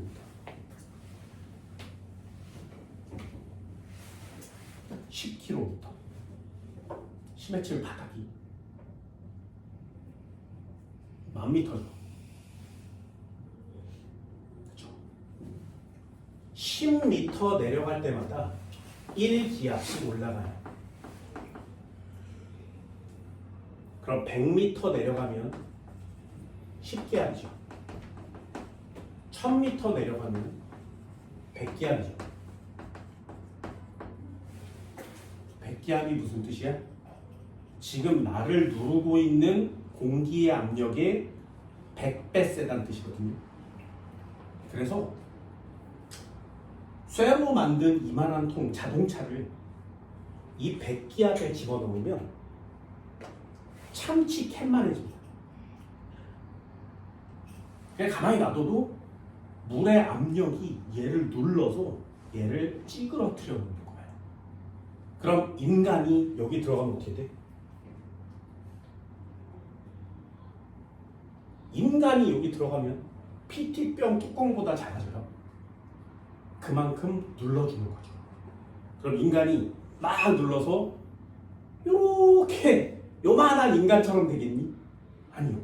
막 눌러서 이 사람은 살아있지 못하죠. 그래서 이 지하에 이만큼으로 내려가려면 특별한 잠수함이 있어야 돼요. 그래서 그 잠수함에 1명, 2명밖에 못 타요. 그래서 거기에 타는 거야. 근데 이렇게 타고 가다가 만약에 요만한 균열이라도 나면 그냥 뒤지는 거예요. 그래서 바닷속을 깊은 심해로 들어가 본 사람이 별로 없는 거죠. 그런데 웃긴 건 그런 엄청난 압력에서 살아있는 물고기들이 있다는 거예요. 문어 삽니다. 새우, 개도 살고요. 물고기들도 살아요. 그럼 이 물고기를 여기서 살고 있는 애가 자유롭게 움직이고 알도 나요. 그럼 아기가 태어나서 이렇게 움직입니다. 그 엄청난 압력을 견디면서 살아오는 거죠. 그럼 걔네들 입장에서는 이 지상 밖이 기압이 너무 낮은 환경인 거지. 그래서 우리는 들어가면 찌부돼서 죽고요. 여기 있는 애를 꺼내잖아요. 그러면 폭발합니다. 신기하죠, 생명체가. 그 압력을 받은 상태로 이렇게 버티고 살고 있으니 이 압력이 없어지면 안쪽에 있던 애들이 바깥으로 다 퍼져나오겠죠. 이게 자연의 적응 능력이에요. 인간 보고 여기서 살라 그러면 못 살아요. 근데 여기 살고 있는 애를 여기로 꺼내면 죽습니다. 그럼 더 웃긴 거 한번 볼까요? 여기 있던 생명체가 이 위로 올라오면 죽는 거 맞지? 그런데 여기를 왔다 갔다 하는 생명체가 있어요. 그럼 얘는 기압이 엄청나게 다른 곳에서 같이 존재할 수 있다는 거죠. 도대체 어떤 능력을 가지냐? 이런 게 생명체가 갖고 있는 초능력이죠. 되게 신기하지. 이런 애 중에 가장 대표적인 얘 있잖아요. 걔를 우리는 맨날 뜯어먹고 사는, 튀김이나 해먹고 사는 대왕 오징어라고 합니다. 그렇게 엄청난 생명체, 지구에서 살아남으려고 그 생고생을 한 생명체 그냥 튀겨먹는 거야. 그냥 다 튀겨먹는 거야. 그냥. 고래 마찬가지예요. 고래도 이렇게 왔다 갔다 할 수 있는 고래들도 있습니다. 인간들이 이런 걸 찾는 거죠. 되게 신기한 녀석 많습니다. 나중에 꼭 구경하세요. 자, 습관이요. 한번 해볼까요?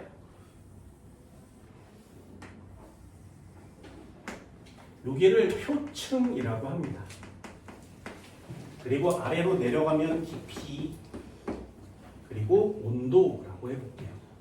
그럼 표층의 온도는 매우 높은 상태예요. 왜? 태양빛이 여기는 이렇게 도달하니까. 그래서 표층의 수온은 높습니다.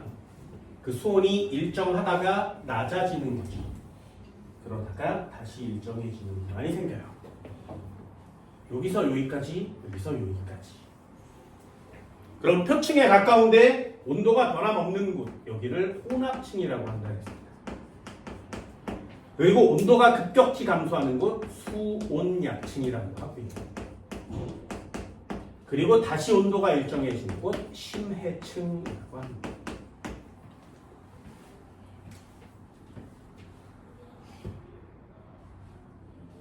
혼합층에서 중요한 자료가 뭐라고?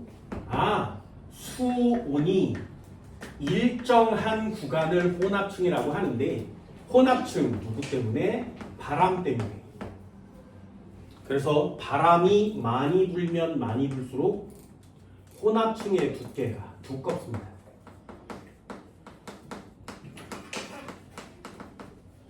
두껍죠. 그럼 바람이 아주 많이 부는 구간은 어디냐? 바람은 중위도에서 제일 많이 분다 했습니다.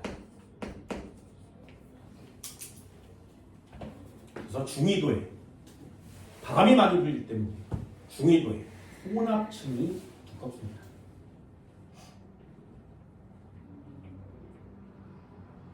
바람이 많이 불면 또 하나의 현상이 나타나는데요. 바람이 많이 불면 증발을 많이 해요. 그래서 이게 드라이기로 이렇게 말릴 때 뜨거운 바람하면 훨씬 빨리 마르죠. 그런데 그냥 뜨거운 것만 쪼이면 빨리 마르지 않습니다. 바람이 빨리 말려주는 거예요. 바람이 수증기를 날려보내야 또 다른 애가 빨리 나오기 때문에 바람 때문에 증발량에 영향을 받습니다. 그래서 바람이 가장 많이 부는 구간이 전 지구의 중위도 구간이기 때문에 증발도 가장 많이 해요. 그래서 중위도 지방에 사막이 형성되는 겁니다. 아이들 중에 선생님 사막은 졸라 뜨거운 데 생기는 거 아니에요? 그러니까 적도에 많이 생기죠. 아니요. 적도에는 비가 졸라 많이 옵니다. 그래서 적도에는 우림 지역이 많고요. 중위도 지방에 사막이 생기는 겁니다.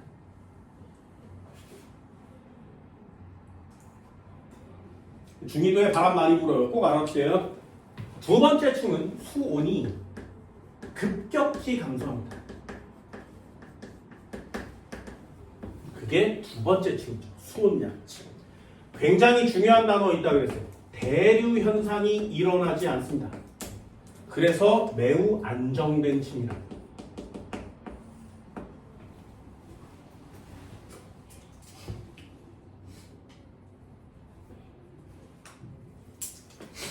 이 단어를 뭐라고 한다고? 대류가 없어 매우 안정. 이걸 시험용 문장으로 바꾸세요.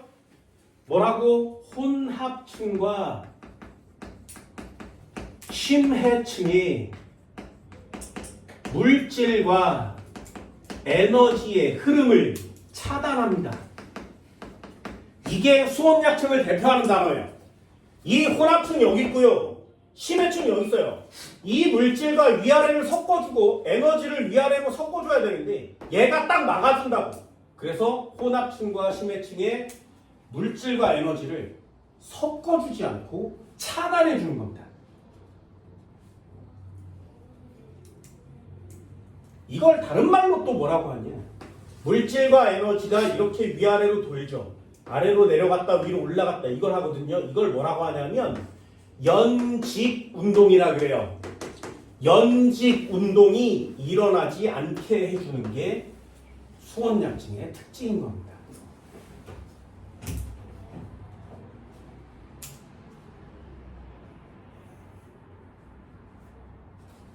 마지막 하나, 수온이 매우 낮은 상태로 일정하죠. 그걸 심해층이라고 합니다.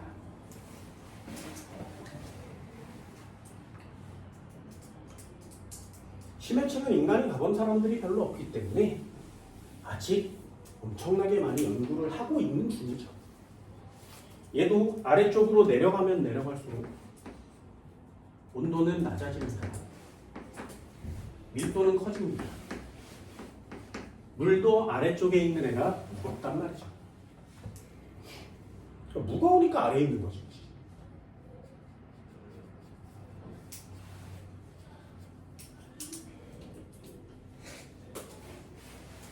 하나만 더요.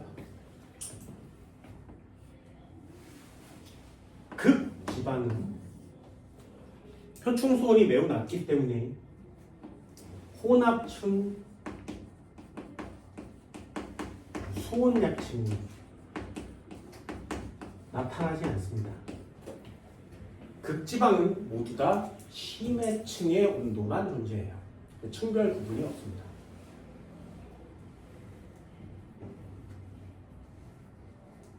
요걸 그래프로 한번 그려볼게요. EX. 자, 그래프로 한번 그려보면 깊이에 따라서 표층 온도가 존재하는데, 그죠? 이거 잘 보세요. 첫 번째 그래프는 이렇게 생겼다가 이렇게 왔다가 이렇게 가요. 두 번째 그래프는 여기서부터 시작해서 이렇게 왔다가 이렇게 갑니다. 그치? 세 번째 그래프는 여기서부터 그냥 이렇게 와요. 자, 빨간 거 A, 노란 거 B, 파란 거 C. 질문이요. 중위도 어디일까요? 무슨 말인지 알겠니? 그거 찾는 거예요. 중위도 어디일까요? 그럼 혼합층의 두께를 보고 중위도를 찾는 거죠. 중위도일 때 혼합층의 두께가 두꺼워야 된다. 이게 중위도. 됐죠? 그럼 극지방은 어디일까요? 됐나요? 극지방에는 혼합층과 수온약층이 구별이 안 된다 그랬습니다. 왜? 워낙 그냥 온도가 낮기 때문에 심해층부터 시작해서 혼합층, 수온약층 구별이 없어요. 이걸 극지방이라고 하는 겁니다. 다른 말로 고위도라고 하는 거죠. 되니? 그럼 나머지 파란 거는 뭐야? 파란 건 바람은 더럽게 안 부는데 온도는 졸라 높아. 이런 애를 적도라고 하는 겁니다. 바람은 잘 안 불고 온도는 되게 높은데 얘를 저위도라고 하는 거죠.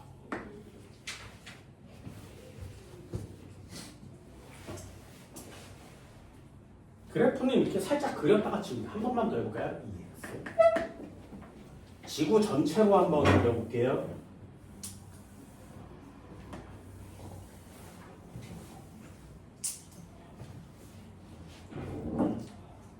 가운데 0도, 적도, 여기를 90도, 극, 여기를 90도, 극.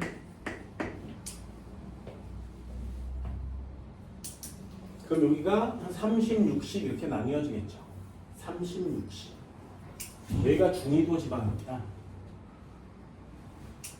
극지방은 거의 두께가 변하지 않아요. 없습니다.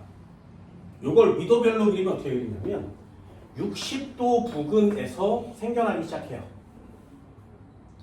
그래서 제일 두껍습니다. 30도 지방이니까. 두껍다가 적도로 가면 얇아져요. 그러다가 다시 두꺼워졌다가 60도 지방에서 마무리.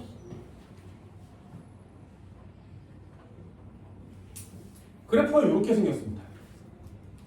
이 그래프를 다시 그리는 거거든요. 입체적. 그럼 혼합층의 두께가 얇은 적도는 얇게 그리고요. 혼합층의 두께가 두꺼운 중위도는 두껍게 그립니다. 극지방은 구별이 없죠. 이 상태에서 두 번째 층을 또 그래요. 여기서부터 시작합니다. 이렇게 내려왔다가 거의 비슷한 두께를 보입니다. 너무 아래로 많이 그리면 좀 이상하니까 이렇게 그려요. 그럼 첫 번째 층이요. 여기서부터 여기까지 이렇게 그려진 첫 번째 층을 혼합층이라고 합니다. 역시 혼합층이 가장 두꺼운 건 중위도 지방이죠. 적도 지방은 바람이 별로 안 불어요. 라는 뜻이고요. 두 번째 칸, 요렇게 생긴 요 두 번째에 해당하는 칸을 수온약층이라고 합니다.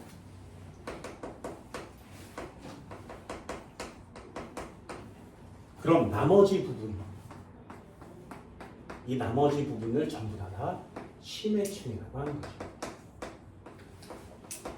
그래서 이게 그래프 하나만 보면 극지방은 심해층, 수온약층으로 합치게 구별이 없구나. 수온약층은 위도에 따른 두께가 거의 비슷하구나. 혼합층이 두께가 제일 차이가 많이 나는데 그건 바람의 영향을 받는 거구나. 중위도가 혼합층이 두꺼운 걸 보니 중위도가 가장 바람이 많이 부는구나. 이렇게 그림을 이해할 수 있는 게 한국말을 다 쓰는 것보다 훨씬 더 깔끔합니다.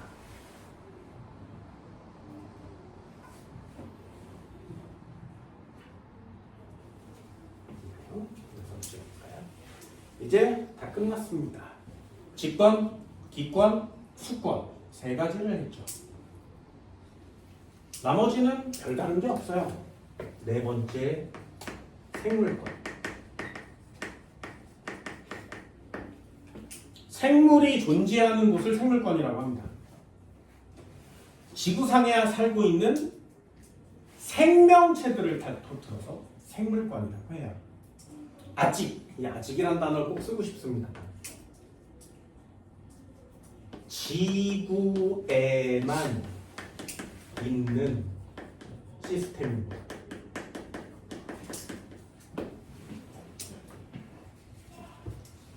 화성에 없고요, 목성에 없고요, 수성에 없습니다. 지구에만 존재하는 생물권.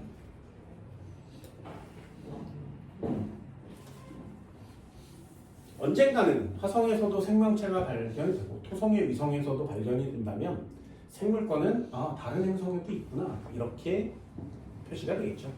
그날이 빨리 왔으면 좋겠습니다.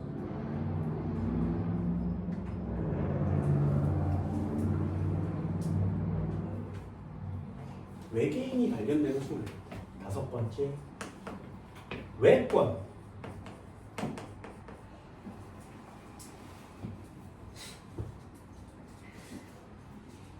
외권은 뭐냐면 우주예요. 우주. 기권의 바깥쪽.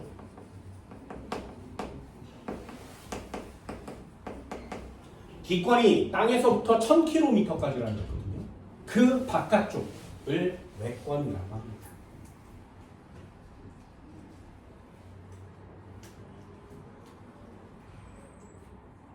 이 외권에는 뭐가 존재하느냐? 지구 자기장이 존재하는 거예요. 지구에 자기장이 존재해서 태양으로부터 오는 전하나 입자 이런 것들을 막아주는 거죠.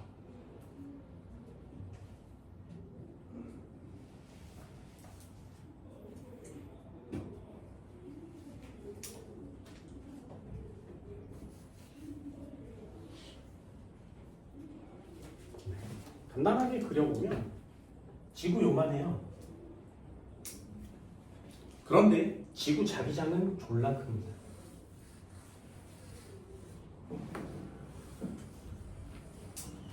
이렇게 생겼습니다. 그래서 태양이 여기 존재하는데 태양이 뻥 하고 터지잖아요. 태양에서 전하들이 막 와요. 태양풍의 입자들이 막 옵니다. 방사능이 막 와요. 그럼 지구가 자기장을 갖고 있지 않으면 이것들이 그대로 지구로 들어오겠죠. 그럼 지구는 타요. 한 방에 타서 죽습니다.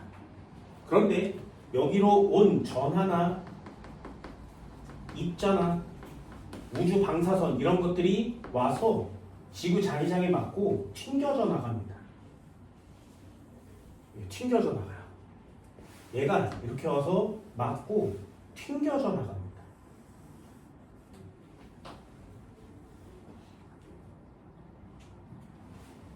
그때 맞고 튕겨져 나가지 못한 애들이 여기 쌓여요. 여기 쌓이는 거예요. 그럼 여기에서 전하들이 부딪혀서 밝은 빛을 내게 됩니다. 그래서 여기서 나타나는 애가 오로라인 거죠. 그래서 오로라는 극지방에서 좀 더 잘 볼 수 있는 겁니다.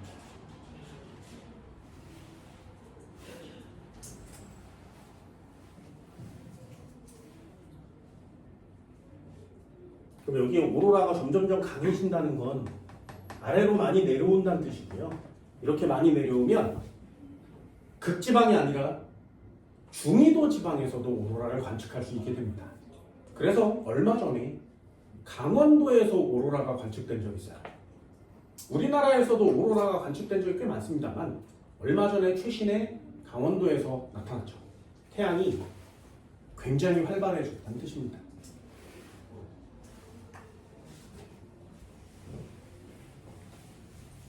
태양이 활발해지면 어떻게 되는지 알아? 지금 죽을 수도 있어요. 태양이라는 애가 있으면 여기에 이렇게 불꽃이 막 일어나고 있지, 그지? 태양이 대충 이렇게 그리거든요. 근데 그 중에 태양 표면에서 폭발이 이렇게 일어나잖아? 그걸 플레어라고 합니다.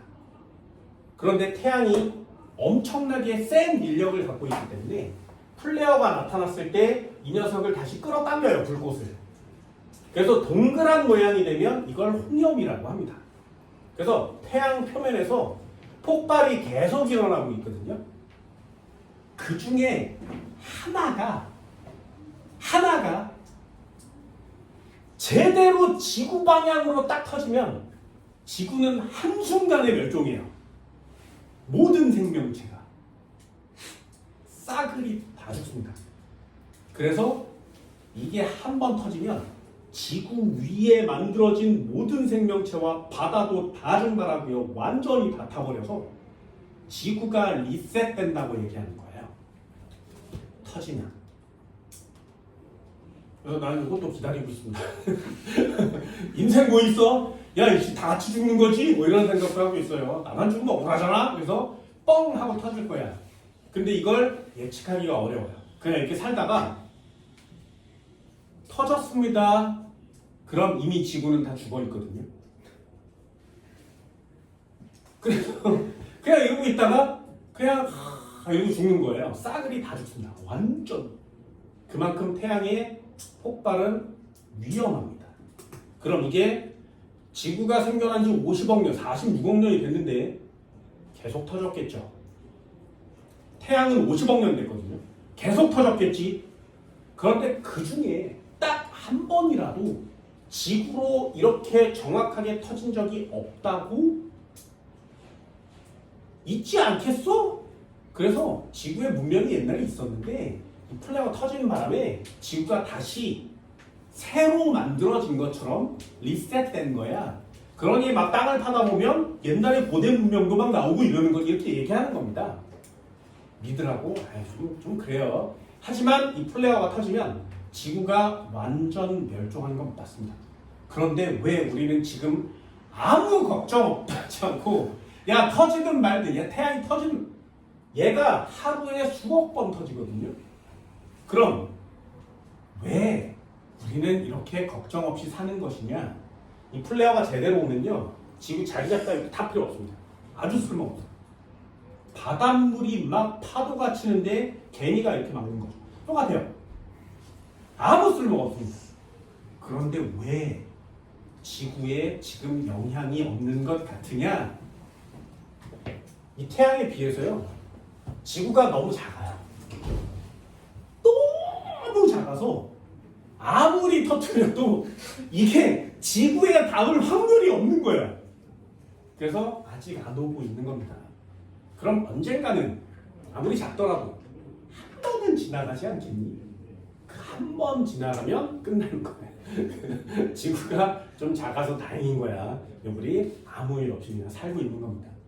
대신에 다른 곳으로 이렇게 지나가더라도 이거에 영향을 받을 수 있기 때문에 그 영향이 지구 자기장에 의해서 보호되는 거죠. 요즘 특히 태양이 되게 활발하거든요. 그래서 요즘 많이 와요. 그러면 이 지구 자기장이 휘어집니다. 그럼 나타나는 현상이 있어요. 그게 전파 방해 현상이에요. 그래서 태양풍이 오면 지구의 자기장이 찌그러집니다. 그러면 지구에서 사용하는 전파의 수신율이 떨어져요. 그래서 전파가 방해되는 현상이 나타나. 얘네들 가끔 가다 막 카톡 뭐 통되고 막 이럴 때 있죠. 그게 이거예요.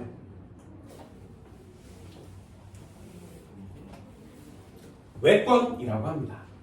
지구 자기장에 대한 내용은 나중에 지구과학원에서 좀 더 자세하게 한번 배워보시고요. 지구 자기장 때문에 태양으로부터 여러 가지들을 보호받고 있다. 이렇게 돼요. 자, 마지막 하나만요. 5번째.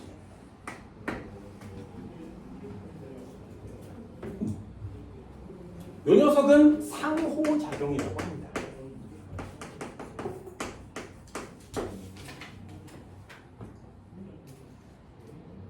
여기까지예요. 상호작용. 동그라미가 총 4개. 하나, 둘, 셋, 가운데 4개. 아무거나 쓰셔도 상관없지만 순서대로 한번 써볼까요? 위에 있으니까 기권, 아래에 있으니까 지권, 아래에 있으니까 수권, 이 모든 곳에 존재하니까 생물권. 별로 어려운 건 없습니다만 상식만 갖고 있다면 여기는 절대로 어려운 부분이 아닙니다.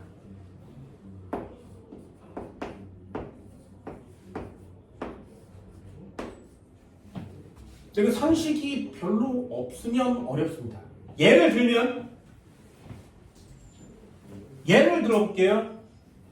쓰나미 뭔지 아니?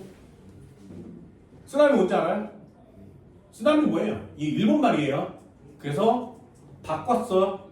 한국말로 쓰나미 뭐라 그래? 상식을 알면 금방 풀거든.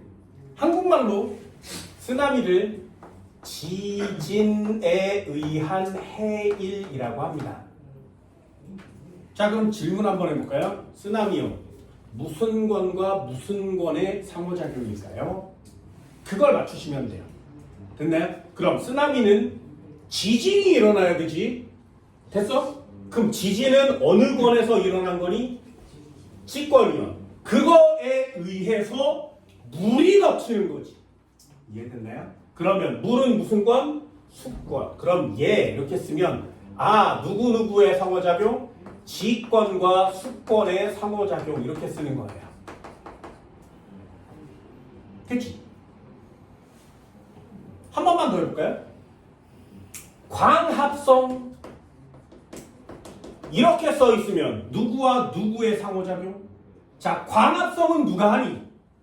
식물이 한다 그랬습니다. 그럼 식물은 무슨 권? 생물권. 그럼 광합성은 무얼 쳐놓고 광합성하는 거야, 식물이? 물과 이산화탄소를 쳐먹죠. 됐나요? 그래서 광합성할 때 이산화탄소를 흡수하기 때문에 기권과 생물권 이렇게 표시하게 됩니다.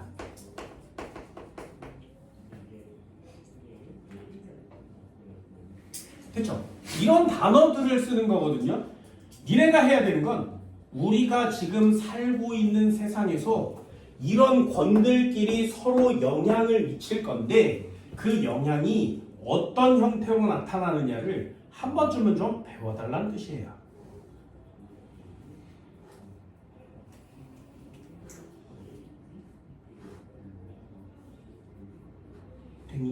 그래서 93페이지 넘기면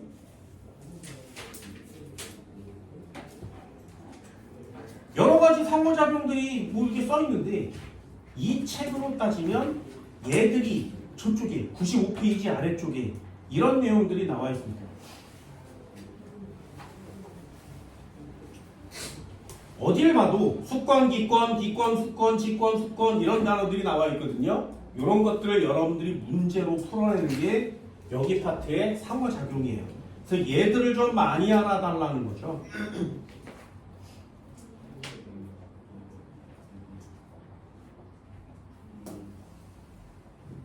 됐나요? 이런 것들 되게 중요해요. 화산이 터져서 온실기체가 나왔대. 온실효과가 나타났대. 그러면 화산은 직권이죠.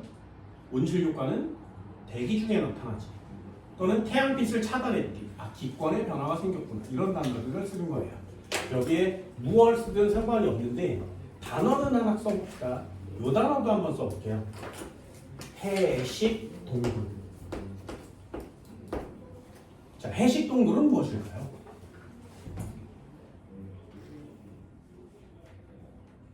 바닷물에 의해서 침식돼서 형성된 동굴.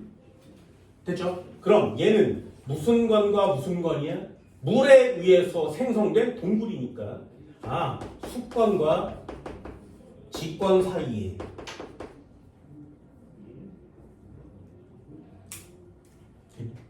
여러 가지들 우리가 알 수 있는 것들도 있는데 그걸 이렇게 한 번씩 한 번씩 적어보는 겁니다.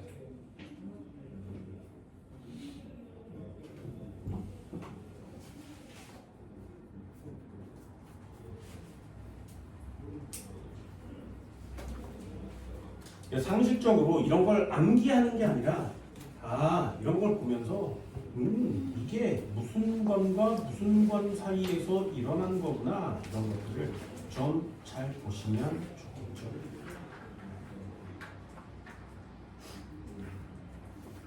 이해됐나요? 좀 되게 많아요. 이걸 보고 무슨 관인지를 고르는 게 상호작용입니다. 그래서 이 상호작용도 한 문제가 출제가 되겠지만 아까 얘기한 직권, 기권, 수권에 대한 내용이 나중에 지구과학 1이라는 책에 그대로 순서대로 들어있어요. 상호작용까지. 그래서 여기 파트에 대한 내용은 수능에 직접 출제할 수 있는 내용이기 때문에 여러분들 좀 많이 배워줬으면 좋겠습니다 라고 하는 거예요. 됐나요? 이 정도는 할 수 있을까요? 지구 시스템 중에 가장 기본적인 내용 중에 하나입니다. 여기 파트를 이렇게 설명드리고 이제 다음 시간에 수권, 기권, 직권, 생물권, 외권 이런 단어를 잘 쓰지 않아요. 물질의 순환은 어떻게 일어나니에 대한 내용이랑 땅덩어리가 어떻게 움직이니 저게 우리가 살고 있는 곳의 가장 중요한 포인트가 됩니다. 그래서 땅덩어리에 대한 내용을 엄청나게 배우게 될 겁니다. 됐나요? 이 수업 여기까지 하겠습니다.